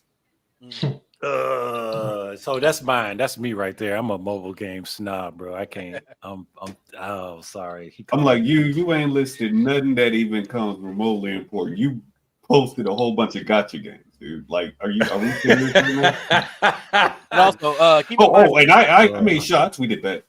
Trust me. I did. For the guys in chat, for people in chat, if y'all have any questions, go ahead and answer. Ask away. By the way, we'll answer the best. Yeah, for sure. I see you got a question there. Oh, that's still not Stream Elements. Whoops. I saw a question mark. But I bought Savage Rome. I think that's a great game. It looked good as hell when you was playing. I never heard of that. Okay. Rome, I think it's Rise of something. I can't think of the name of it off the top of my head. See, making up names now. Speaking of, I saw Turok 2. Yeah, it's called Rise of Rome. The Turok Sabers got Turok. Rise of Rome. Oh, that came out back in 2013. And that's a 2013 game. That's what I'm saying. And that's crazy, bro. That's what I'm saying. This man saying 20 years remakes for 20-year-old games is crazy. But I'm like, my mind was blown when I played that Mad Max. That's what I'm still tripping on that. But it's not 20 years old. But I'm just it's up there. That's what I'm saying. It's up there. There's plenty of people out there that I know who say like, they'll say like, man, there ain't no games out there. I'm like, okay. How about y'all try to get yourselves into different games and different genres? Work outside the box. I'm not saying go out there and spend $80 or $20 or $70 on a brand new game. Look for games on sale that's out of your comfort zone and try it and test it out. See, that's why I can say was a pat on that. I'm a person who's I'm a strategy game enthusiast, y'all. I could name you any RTS game, any turn-based strategy game that I think that you should play, and it's easy. It has easy access for you to get into. All right, I could do that for anybody, or whatever. But there are people out there who will say, "Well, strategy RTS games are boring. They're shit." Well, have you tried out an RTS game? Have y'all played XCOM yet? Have y'all played Age of Empires? Have y'all played Command and Conquer? Have y'all played fucking Civilization? Have y'all played City Sky? Have y'all sat down and said, "Damn, let me get out my comfort zone and play this game"? But instead, y'all want to play games that just want to show y'all some ass and titties. Don't get me wrong. Ass and titties. No. Ass and titties. Let's stop that right now. I don't even think it's that. All right. If you already gonna go in with your mindset already being biased, yeah, you already not gonna like it. You gonna find every nook and cranny that's wrong with it. If you, I'm dead serious. I agree with it. It's crazy. That is true. For $80 though. That is true. So I'm not gonna try to bring up the topic. I recently got into an argument. I'm not gonna try to bring it up. Who really knows what I'm talking about? I'm not gonna bring it to full though. I said, look, so people there. We were in discussion about South of Midnight. This game just came out. I think I bought that game for $40. I think. It's a AA game, but made by Microsoft. Backed by Microsoft. Made by Compulsion. Takes place in you play as a black girl. She's about a teenager, I think, and takes place in the South. What do you call the Bayou, basically Louisiana Bayou, whatnot. Correct. The game, as I'm playing story, it's actually a pretty phenomenal game. I like the soundtrack. I like the story so far, but the gameplay is quite lacking in that area. Correct. But I've been seeing there are so many people out there like, well, this game is there for lack of better words, woke and garbage because X, Y, and Z. But you're not explaining why. Like I basically put it like this: the positives from what I hear from people are outweighing the negative. I asked a whole bunch of people out there. I say, all right, for my mutuals on Twitter or whatever. So, what do y'all think of the game? Because I want to buy it today, but tell me why I should buy it. People told me, everyone. I think I got like 30 comments on that. Everyone told me basically the exact same thing. The story is phenomenal. The music is great. It gets you into the whole story and the environment. But the gameplay is, the gameplay and style is, the gameplay is just repetitive, basically, right? And I'm like, okay, I'm getting that consistency basically. And I was like, okay, I'm gonna buy it. I bought it. I'm playing it currently right now. I'm like, I see what people talk about, but it's a pretty decent game. I'm like, I'm not expecting like a banger out of a AA game. I think that's like another thing people gotta quit expecting. Like, if this is a AA game, you shouldn't be expecting bangers out of it. This is not a AAA title, but you shouldn't be expecting something, something decent, right? Or whatever. If you're going to be paying $40, $50, that's what you should be expecting, basically. But it's like what Rilla said, though. If you're already going into the game with a negative bias because you have a certain thing or whatever, you're not. Why are you playing it then? Why are you doing that to yourself? You know why? Yeah. I'm playing the game so that you don't have to. Fuck out of here. I gotta be quiet because I got issues with South. I was really looking forward to South of Midnight until I saw like the development team. I saw the development team and I was like, give out your criticism. I can't do it. Well, I feel like it's so there's a list of games. I'm gonna say this. There's a list of games that I call blackface gaming, where they do they kind of mine Black American culture for their game topics and subjects. But when I look at the development team, ain't no Black Americans. I got a question for you since you brought up Black media. Would you say the same thing about Tyler Perry and all his movies? What do you mean? With respect to that, the perspective that all his movies pretty much try to stereotype Black families, and I think it's stupid. Well, it's not. Well, there's two different things. What I'm saying is that these are non-Black people, non-Black Americans, very, very specific, telling Black American stories, and which they have the right to do in their own countries. But non-Black American people telling Black American stories without providing. So to hamper to calm your nerves, I'm gonna answer that for you. So this is why this game actually got a lot of hate, and I'm sorry to bring it up like this because I know we don't want to bring it up like that. So the company was consulted by Sweet Baby Rays or Inc. or whatever they're called, right? It's a consult. It's basically it's a consulting company that is run by a Black woman. That woman is Canadian. Black Canadian. Yeah. Okay. That's Black. She is Black. No. So as a Black American. I ain't trying. I'm not trying to go here, bro. I'm trying to. I'm gonna tamp it down. I'm gonna leave it alone. But as a Black American, I have questions. That's all I'm saying. Yeah. No, I got you. That's what. No, and I get where Fighter 9 coming from. Yeah. With you see who all involved. I get that part. Because I understand that, because I sit there and say all the time that I feel like most people who give reviews are getting paid to do it. And that's been proven that they have been getting paid to give them positive reviews. I ain't trying to turn it. I'm gonna leave it alone. No, I got you. No, that's just my take on it. I'm just agreeing with you.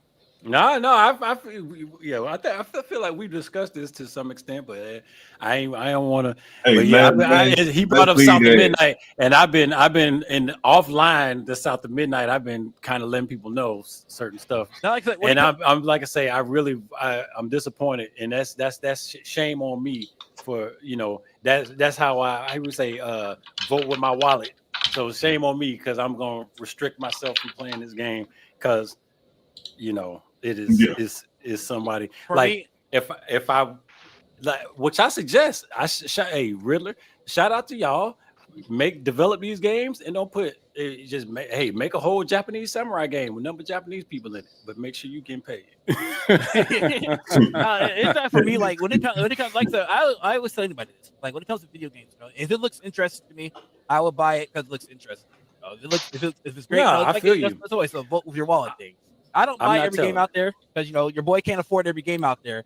But I'm like, hey, this game looks decent. I'll pick it up. If it looks like trash, I'm not gonna pick it up. And that's just I'm a simple man. Now that's how I see it. Now people say, well, Disparity, you played this game, that game, XY game. You doing this. Well, sir, I just play games to play games. Like I'm just trying. Like we got enough things to worry about in the world. I'm here to have a good time. While in the short lifetime. I agree. That's why I was like, I'm trying my best. I'm about to bite a hole in my lip. So I've said my piece. I'm done. I got you. But because of this podcast, we got about another 10, 20 minutes left in the podcast. What are y'all looking forward to though in terms of gaming right now? Like what's going on? Like what kind of games are y'all looking forward to for the remainder of the year? For the end of the year? Let's start from here to the Let's start with Save Us Jay. Can we start with Save Us Jay? We go around. Let's start with Save Us Jay. Yeah, Jay. Calling you out, sir. What games I'm looking forward to in 2025? This year? Yeah. Shit. I haven't looked through a whole bunch of games lately. That's a lot. I know. Well, no, it's the truth. But no, he said that's a lot, Jay. Not that's a lie. He said that's a lot. Yeah. Well, all I know is that I know for sure that I'm going to be picking up is obviously my Pokemon stuff because I do content creation with Pokemon that focuses around that. So Pokemon, the Pokemon Legends EA thing that's coming out this year. Yeah. I'm looking forward to that.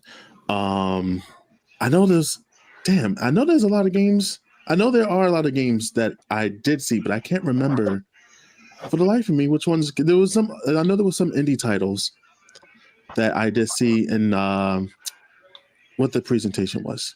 What was the last presentation that they had? They showed the indie games. I forget what it was. It might have been from the Nintendo Direct or something. But there was a couple indie games that kind of caught my eye. I forgot the name of it. It was, and I just saw it on Twitter too. Just watch it again and you'll remember. Yeah, I'll have to rewatch it again, unfortunately. But it was one in particular, and I just saw it on Twitter today too, and I should have freaking liked it so I could save it. But they were showing gameplay of it because it was still in development. So it's like an action RPG type of game, which is pretty much what the kind of genre I kind of fall for. I kind of enjoy most. But Titan Quest 2 with it. Titan Quest 2? I think I saw That's a little what I bit think of when I think of ARPG. Yeah. Yeah, me and Axe being really in the group, we're currently playing Titan Quest 1 right now. Yeah. But they're gonna let Jay finish though. Go ahead. Oh no, that's pretty much it. But I have to I gotta go back and see what those indie games were because I know I did see a couple. There was a couple that definitely caught my eye, but right now all I can think of is just Oh, here it is. I found it. But what was the name? It's from the developers Dusk Fade. I think Weird Beluga made the game.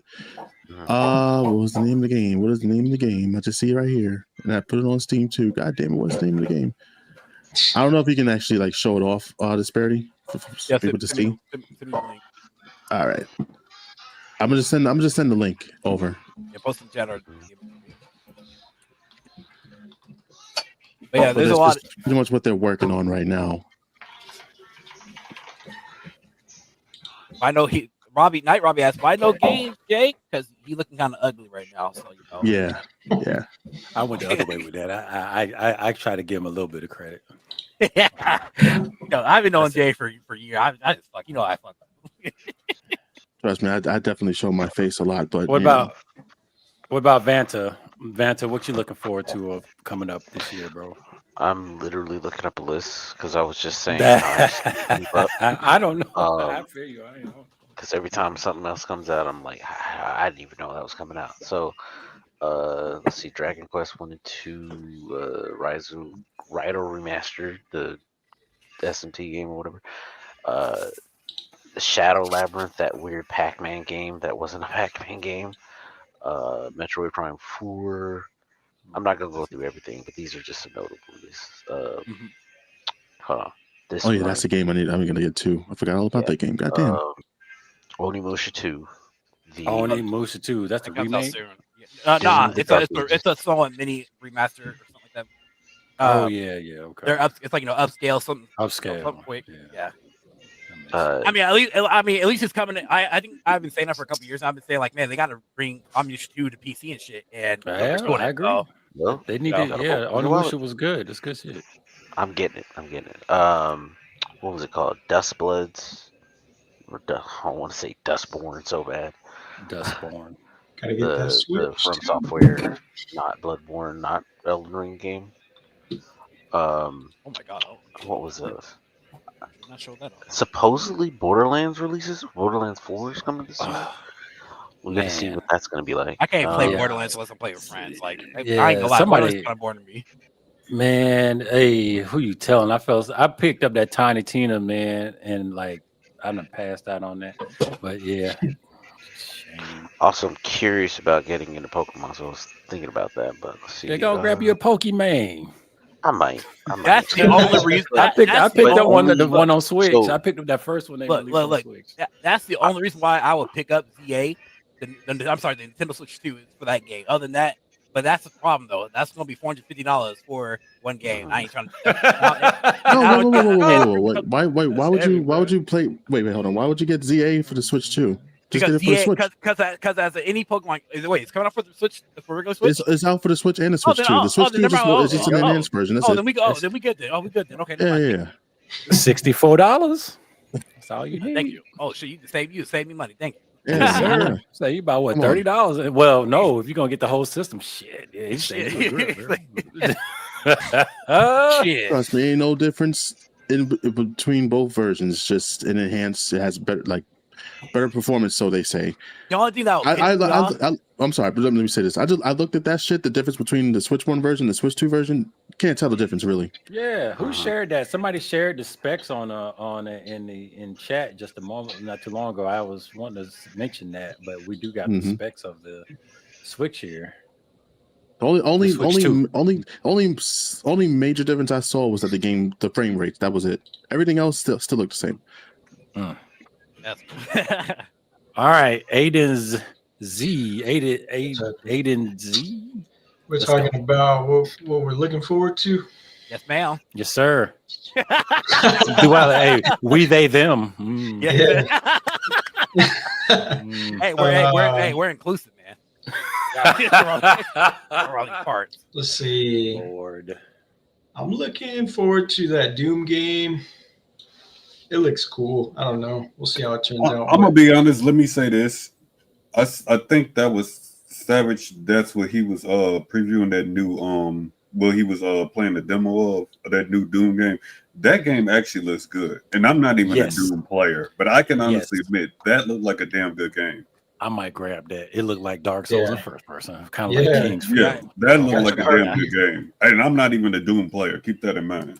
Yeah, I still need to play Doom Eternal. I might day one that, and I played the Doom and I played the Doom Eternal, and they cool. I was like, but maybe it's the setting, and which is I think about that for all the Assassin's Creeds that's out there. I was like, man, maybe it's the setting, and I like the one in Egypt, so I play it. I probably got 50 hours in it, so there you go. Let me see what else I have here. I'm looking forward to Gears E Day just because I really enjoyed the trilogy. I want to see what they do with it. It could be a disappointment, but that's not what we're hoping for. Judas. I mean, I am disappointed that it's a prequel, but like we need the continuation. But go ahead. Yeah. Bad beginning. Let me see what else. I'm curious about the game Judas, just because it reminds me of BioShock a little bit. What else we got? I don't know. Hell Is Us, maybe. Looks interesting, but nothing like a clickbait title. Yeah. That's pretty much it. I mean, I still got to catch up on the games that came out earlier this year. Yeah. So I got a couple for y'all. What if I can bring it up? I'll go last. Yeah, I may have to screen share this. Hold on. I got a couple for y'all. I mean, what I mean by a couple is it might be kind of a lot. Like by 25 games. Well, I mean, it's not a problem. I mean, it's a lot, but let me see. Is this the right screen? Yes, it is. All right, so this is my screen. Of course, don't mind my Twitter because I get a lot of shit on Twitter. So this is one game here. It's an indie game called Zap the Shred. Well, I think it's called Painkiller. Painkiller got ain't nothing. Oh, that's kind of that game almost got a pedigree. Just about. Yeah. So this game was pretty interesting. Y'all can't hear the sound because I don't know if you can. That's not not a new IP. Yeah. Well, this is from let me see here. Well, it's from an indie dev. I think this is where Painkiller is back. So So Saber Games, Painkiller. I don't know. Man, they got enough people for that. They got I looked at their web, man. They got so many titles coming out, and you talking about they're gonna get Star Wars too? Yep. Like, man. So that's one title. Don't worry about that. This is another indie title. It's like some type of it's called like what's it called? It's like a beat 'em up basically, right? Where I'll show you a little bit of gameplay here. You got a flat top though. What is happening? Why did y'all see that? Do y'all see it still? Oh, I don't know. Yeah, I see it. See, like he got a 95 flat top, and now he just turned into a Maui soldier and said, "What's going on?" I don't know what kind of game this is, but they're showing out like pretty interesting. So this game is called Tenet of the Spark. It's on Steam right now. It's description of it. Tenet of the Spark is a cinematic action game where you seamlessly switch between 3 timelines. Modern day. Oh, that's actually interesting. So modern day Viking Age and Aztec world to get the edge of battle. That's cool. Crush enemies, solve time, bending puzzles, and explore 3 distinct worlds full of rich history. So you play it as a black dude, a Viking, and then also an Aztec warrior. So I actually kind of like that idea. Interesting. That's interesting. Yeah, that is interesting. Yeah. So I have that bookmarked and I'm ready for it. A very Black American style haircut there. This one here, it's called Relic Hunter. This one really interests me because it's the first game that I ever seen that does an isometric view, right? But yeah, baby, I love it. Isometric view is the jam. But peep this. You can play first person like that. Yeah. Wow. That's third person. What's the name of the game? What's it called? And so, so keep in mind, the graphics don't actually look like that. It's actually a setting that you can choose to be like that. So it can be crispy. So it's like this, yeah. Oh, it's fluid. That's cool. Movement, actually. Wow. So you play like that, right? Okay. What is this called? Relic Hunter. You go first person. Oh, Relic Hunter. Okay. Yeah, Relic. Yeah. And then show a little bit more gameplay here. Man, I looked at Relic Hunter. I see this Asian lady, Tia Carrera. Y'all remember her? That is not what I was looking for, but I mean, it's cool. I'm cool. Well, actually, I'm sorry. The game's called. Well, technically, the game's called Dark Light Survivor. The development team's called Relic Hunter. See, he done made some stuff up. Got me looking up this lady with the boobies. Dark Light Survivor. Hey, that's cool. So that's I was like, I've been looking at. I was like, man, that game looks crazy. I've been following them for a while. And then of course, let's see what else do I have here. Oh, this is a Star Wars game here. Star Wars Zero Company, the XCOM Star Wars game. I was like, hey. Oh, this okay, yeah. I was like, Star Wars, XCOM, crazy. So you get to create your. This takes place, if I recall, during the Clone Wars. You're like the secret op during the Clone Wars, whatnot. You got one of your characters is a Jedi. You have a bounty hunter. You have basically a whole bunch of different classes that you can play with and customize stuff. Tech guy, all that. So the game is being developed by Bit Reactor, and it's being overseen by Respawn and LucasArts or Lucasfilm. I mean, so I was like, I'm interested because it's a genre bending kind of thing, right? Savage was open to ask your question. I could probably have about 64 tablets. Not tablets. Yeah, I have 64 gigs of RAM. Like if you account for all of our tabs, we probably got a cumulative. So bevy. This one was recently shown off about a week or two ago. This one's called Chronos of the Dawn gameplay. The reveal trail I posted in the chat. This one was it's being made by Bloomer Team, if I recall, who did the Silent Hill 2 remake, and it's like I think was this the one by them? I think so, not for sure, but it's a horror game. So I was like, this looks pretty interesting, for looks horror. Dead Space inspired. Basically. Now this was another game that does a whole isometric view to 2.5D. So this one is supposed to be like Resident Evil in a sense, right? Except it takes place in Poland. Same thing. So I was like, that's it take place in Poland, though. Yeah, apparently something like that. So I was like, you know what? Oh wow, they do it, man. Wow, they blending. Interesting, yeah, man. That might be the next big. What do you call it? Fuck, I can't. Yeah, that's genre. Basically. Genre, yeah. So that's what I said. Like that's what's catching my interest is that it's the whole like going from isometric to like 3D to first person like that. Like, that's cool. Yeah, that's something that's different. It's different. Not like Bethesda's games. That just seems weird. Yeah. Now this one says it's like Fallout without power armors, retro futuristic Western game, Blade Runner with cool hats, or something like that. So I'm like, hey, it's called Edge Killer by Paradark. I know they didn't show a lot of gameplay there, but I was like, I'm for it. They're another dev team from Poland, so I was like, you know what, cool. Hey, we got a serious question in the chat, by the way. Oh, let me look in the chat. Hold on. Serious question. Is the Switch 2 flop like Wii U? It might be. No, I mean, honestly, think so, man. Honestly, truth be told, that's like making a hit on a hit already. How do you make a hit? Take a hit and put it in your stuff and make another hit. That's how you. Truth be told, though, it's not going to fail. Like, Nintendo has their hardcore fans, and get ready to pay $80-$90 for video games. But hey, I digress. But that's all for me. That's all for me that I have to showcase. Just a lot of indie games are like really cool. I'll keep it simple. Yeah, you guys have mentioned the kind of the stuff that I was already looking for this year. E-Day, to be quite honest, I think I couldn't think of anything. But when you mentioned E-Day, I think is the biggest thing on my list for this year that I'm looking forward to. So what's up, Tips? Some of the games you guys mentioned look really cool, but as far as what must have been on my radar was E-Day, really. Nice. Yeah, Gears of War, great series. I love Gears of War. Like my memories of Gears of War is playing my friend Allie. Me and her, we played. We barely speak anymore because distance. We kind of broke apart. Oh, basically. That's cool. Yeah, when you're gaming friends, but then eventually just kind of drift apart. She's living life, having kids and stuff like that. So we talk every so. Anyway, so we just play Gears of War 2 Horde mode all day, every day. Like that was our game. that was the shit back then. I ain't gonna lie to you. But no, that's E-Day. E-Day is the one that I'm looking most forward to. But like we mentioned earlier, like it was kind of been going around is like getting back into that backlog, man. I'm purposely trying not to look at so much stuff so I can get back to my backlog, because there's a lot of good games that I've started and streamed, and people have found interest in it. Like, oh, you're not playing this no more? I'm like, nope, I'm not, because I'm playing this. Yeah. Oh, did you ever finish Fighter? Did you ever finish Rogue Trader? Heck no, I did not finish. I'm kind of working my way through it. I'll tell you what. That game seems very long. I finished it. So I will tell you this: no spoilers. The game does have 5 acts. Yeah, I don't remember. I don't know what act. I don't know what act that you stopped in, but Act 5 is like the shortest act. Like once you get to Act 5, it's like basically you're the game. I beat it, and I put over 272 hours in that game. Man, that's just reading dialogue. Nice. Get ready to read.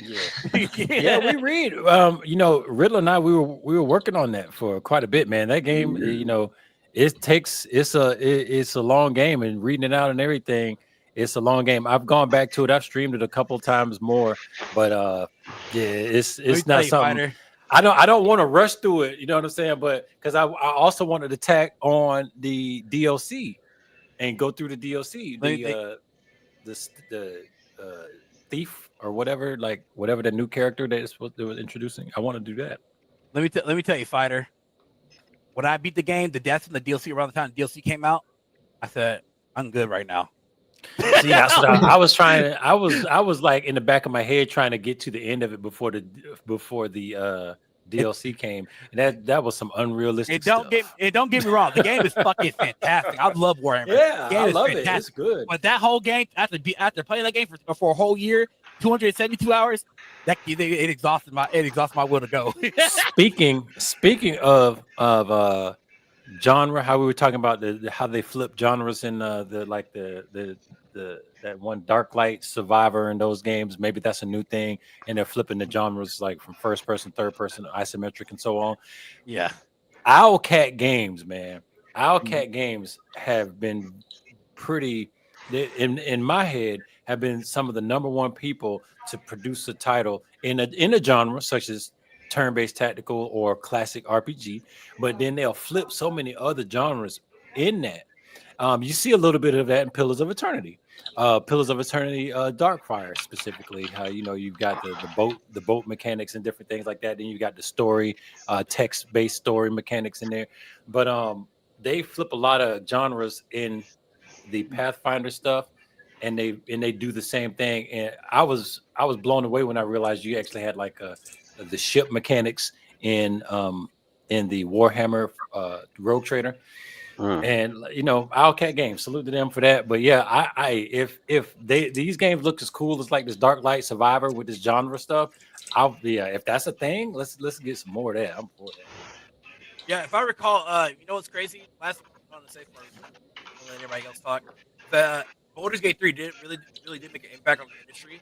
If I recall, Owlcat said that after the next game that comes out, it's gonna be fully voice acted. It's gonna be a lot different. It's going to be basically Baldur's Gate. It's going to be Baldur's Gate 3-esque kind of quality, basically. Interesting. Another game that I forgot to mention that's actually doing the same thing. It's a game that's called Solasta 2. You guys ever played the first one? One it's another CRPG. It's called Solasta Crown of the Magister. Boy, it's really ugly as hell. It's really great game for what I played. Well, the second game is really good. I haven't played the first one. I bought the first one. Haven't played it yet. It's in my backlog. It's hard. It's like that Dark Souls stuff. Oh, really? So yeah, I'm excited. It's hard, bro. It's hard. It's a good game. Solasta, I got it in a whole bunch of DLC. So holla, because it's also co-op. That's what I'm trying to get a group. I just be a teammate. I don't gotta do nothing. Then the second game they're going for the Baldur's Gate 3 kind of style, and like I said, Baldur's Gate 3 made impact. So I think that's cool. But yeah, go ahead. Anybody else? Go ahead. Sorry.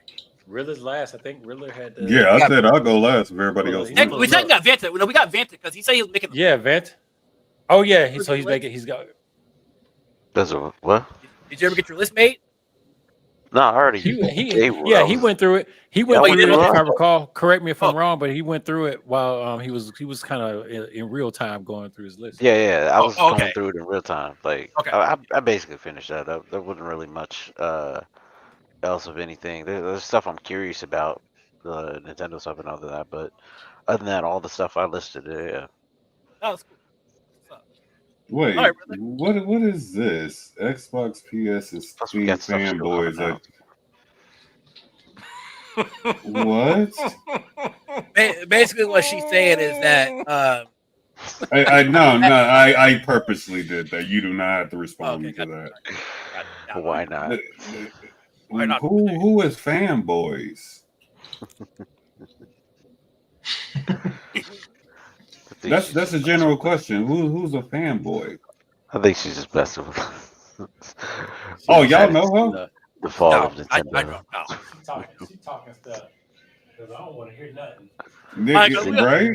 Is anybody I'm sitting over here. I got my joint. I paid. Actually, I commandeered my wife's version, but I paid $64 for them games though, so I don't want to hear that. At least she was honest about commandeering somebody else's shit. See, my stuff is in my drug dealing bag, right? See, if I daily driver. if I were to open this bag right now, which I am, probably won't. You see a whole bunch of games in that bug. I can't see it, but you see all of them there. They in there. Hold on. I got you. It in the original package. I got y'all. Let me see. Y'all see these? I think I had. Well, I recently sold 15 games because I sold third-party games. Basically, I bought a lot of games. I sold all third parties, and I had about 55 games in my collection. I now have 35. So I made a good chunk of change. I made $200, $300. You say that, and I just see you in like an overcoat and some shady. You don't even get a name in the game. You just a shady dealer. You just And then I got all my, the NPC with the jacket. And I got my Steam Deck right here. I'm good. But really, go ahead. Really, let us know what your list is. Really. Oh, I got a few actually. Like I'm actually keep in mind now when I name these, still all but probably 3. I'll probably say I'm still looking for more from. Okay, let's start from the top here. I got Rematch 5 is a 5v5 like arcade football game. So what I'm hoping for out of that is I'm hoping they trying to low key bring back like some type of blitz game with that. Because the creators of it actually is the same creators who made Shifu. That's actually what made me look at it. That's interesting. Mind's Eye, I definitely got to see more of that. It look alright so far from what I've seen, but I want to see more out of that too. Demon School, it's an RPG tactical. Again, I need to see more out of it though. From in the upcoming months before its release. Y'all talked about Gears of War E-Day. Killing Floor 3. That's supposed to be out by the end of the year. Keyword supposed. I got a feeling they're gonna push that. I think it got delayed. Yeah. I think is that gonna be free to play? I heard that was what Killing Floor 3. Am I thinking about the right game? Isn't that the one where it's like co-op and everybody is more kind of free to play ish? No, Killing Floor. You always had to pay for Killing Floor. Okay. It's like a $30 game. I think it's like $30, $30. I'm looking up. Because you can get the second one and get the first one with it automatically if I remember right. For some reason, I always thought I got that free. That's the one that's like co-op. Yeah, it's like a wave-based game, right? Yeah, I'm looking. That's it. I guess I did. I don't know why I thought that was free. Anyway, that ain't. It was probably really cheap. That's probably why.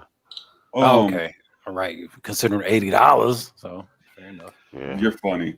It's one of those games that just should be on sale.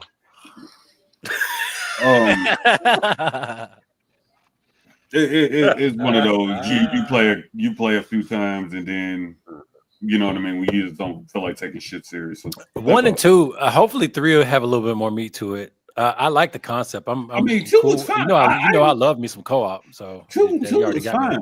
Like they still adding shit to 2. Like they're serious. They still adding like DLC to 2. Like it's pretty fucking popular. I just need to do it like Unreal Engine though. Also, I am excited for a State of Decay 3, but they kind of jumped the bag on that one. Yeah, what's up with that? Like, you got any? Can you share anything on that? Any news? Nah, they haven't said anything in so long. Like we feed it for it. Same thing with Fable. Like that's another game I was looking forward to. Fable. You know, I mean, there's a lot of AAA games out there, but damn, dude, like, come on now. You think the pandemic got them? Pandemic took out a lot of stuff. Let me finish up though. Okay. Yes, sir. Oh my God. We got Hell Clock. That's supposed to be an ARPG. It's supposed to be like Diablo style, but it's not Diablo. It actually has a story to it. Then you got, I'm pretty sure y'all heard about Mafia Old Country. Yeah, that looks great. I want that just because they so be going to back before Mafia. Way back in the day. They going back in the day. Early 1900s. Yeah. They going to that Mafia style. Then you got Starlight Revolver. That's supposed to be like a rogue. Like I'm not even sure about that 100% on me. But I'm picky when it comes to roguelikes. Let me put it like that. That's what I said. That's another case of I got to see more out of it. Wu-Chang, I'm pretty sure everybody probably gonna at least try that. It's called Wu-Chang? Yeah, Wu-Chang Fallen Feathers. What's the one that came out on PC? Oh, Fallen Feathers. Okay, yeah, I see it. Yeah, it's another Souls-like. Mm-hmm. I'm willing to try that though. There was another game that Souls-like. Well, it's not really Souls-like. God, it starts with Berserker. No, not Berserker. It starts with a Z. It's made by a Chinese company. And I've written that, but that's the thing that's making it skeptical. Like I'm like Fighter 9. You know, that's why I haven't played Black Myth Wukong yet.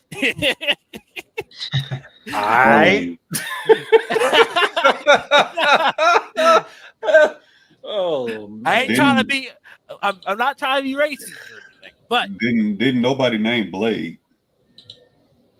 Blade, what? Talking about that movie that ain't come out? No, I'm talking about the game Blade. There was a. I didn't know there was a game. What? Let me guess. Is it going to come out never, or is it? We don't have a release date for that still. Oh, Stellar Blade. That's what he's talking about. Stellar Blade. No, I'm talking about Blade. No, he said Blade. Marvel's Blade. I don't know if he's speaking to. Oh, Marvel's Blade. Okay. Yeah. Yeah, y'all didn't bring that one up. Or Wolverine for that matter. And in our defense, though, he should at least said Marvel's Blade because there's a lot of blades out there these days. Yeah, you know, Stellar Blade. Like, and then I'm gonna stop. I was about. Then you got Control 2.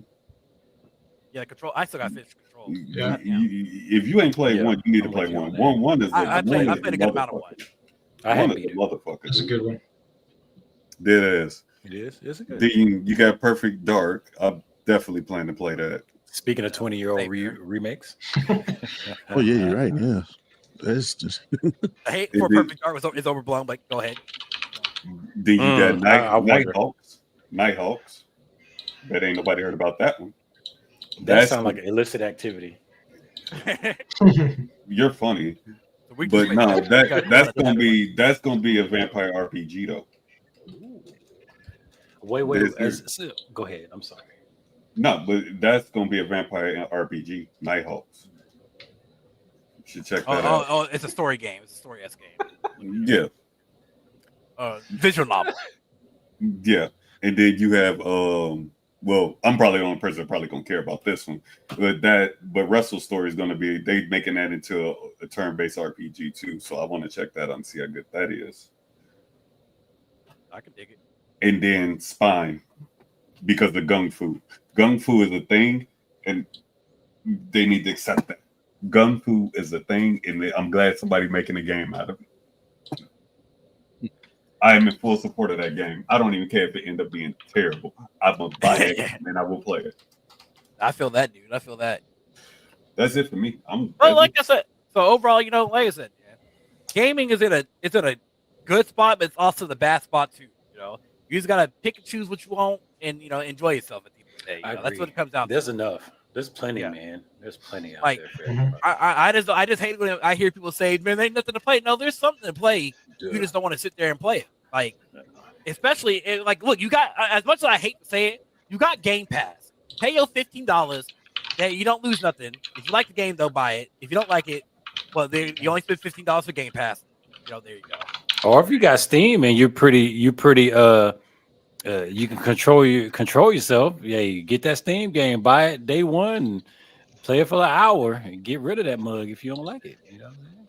Basically, But to sound out there, like I said, y'all, my name is Disparity. I'm a variety content creator here on YouTube.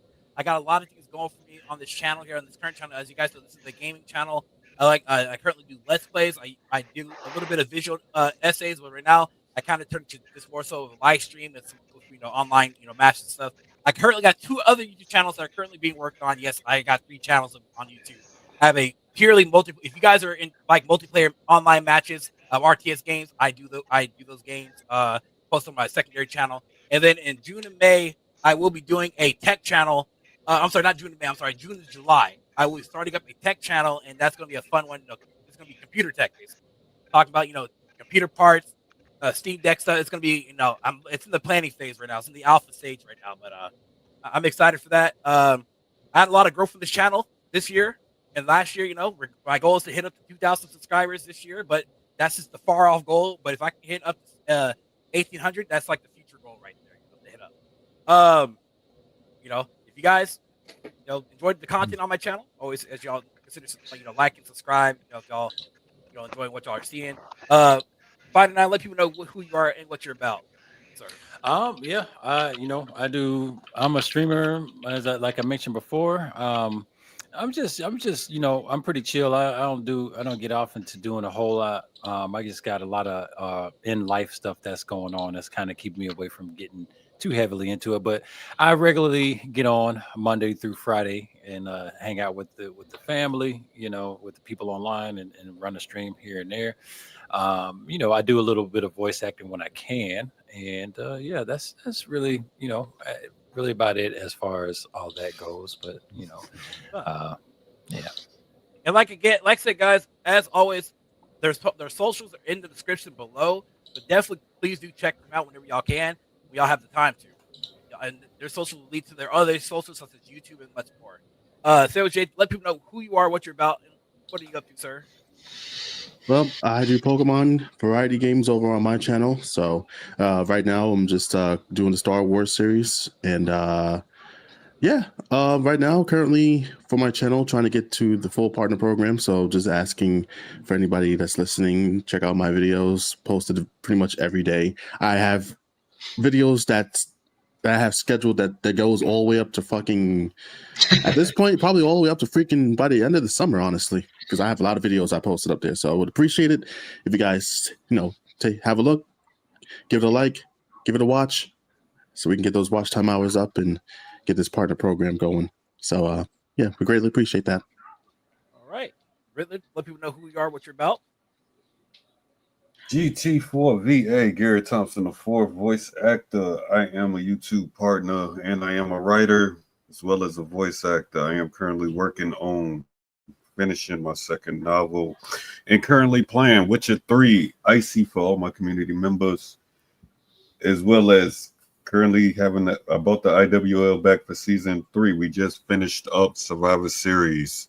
That's it, y'all. All right. Aidens, what about you, sir? Let me know who you are, what you're about. I'm just, my channel's focused on single player games. I like to make, video essays, as Disparity likes to call them. Yeah. We go through that together. But, right now I'm focused on my catalog of games so that I can, finally be at peace with that and move on to some new stuff. I'm also similar to Savage J. I'm trying to grind towards the 4,000 watch time hours, and it's a big grind, but I'm just gonna keep doing it. So if you guys just want to tune in, I appreciate that. All right, and Vanted, the Blackest of Nights. What about you, sir? We'll see. I'm trying to get everything together. I'm trying to still set some things up on this PC, so I'm kind of excited just to see what it can do. So I'm running some tests. So yeah, no doubt. And once again, y'all, appreciate you guys for joining the podcast. I'm trying to get 5 to 9 on the podcast for a while since what do you call the Black Belt Gamers incident? Yeah, We'll talk about that. Oh, one offline, Lord. though, for sure.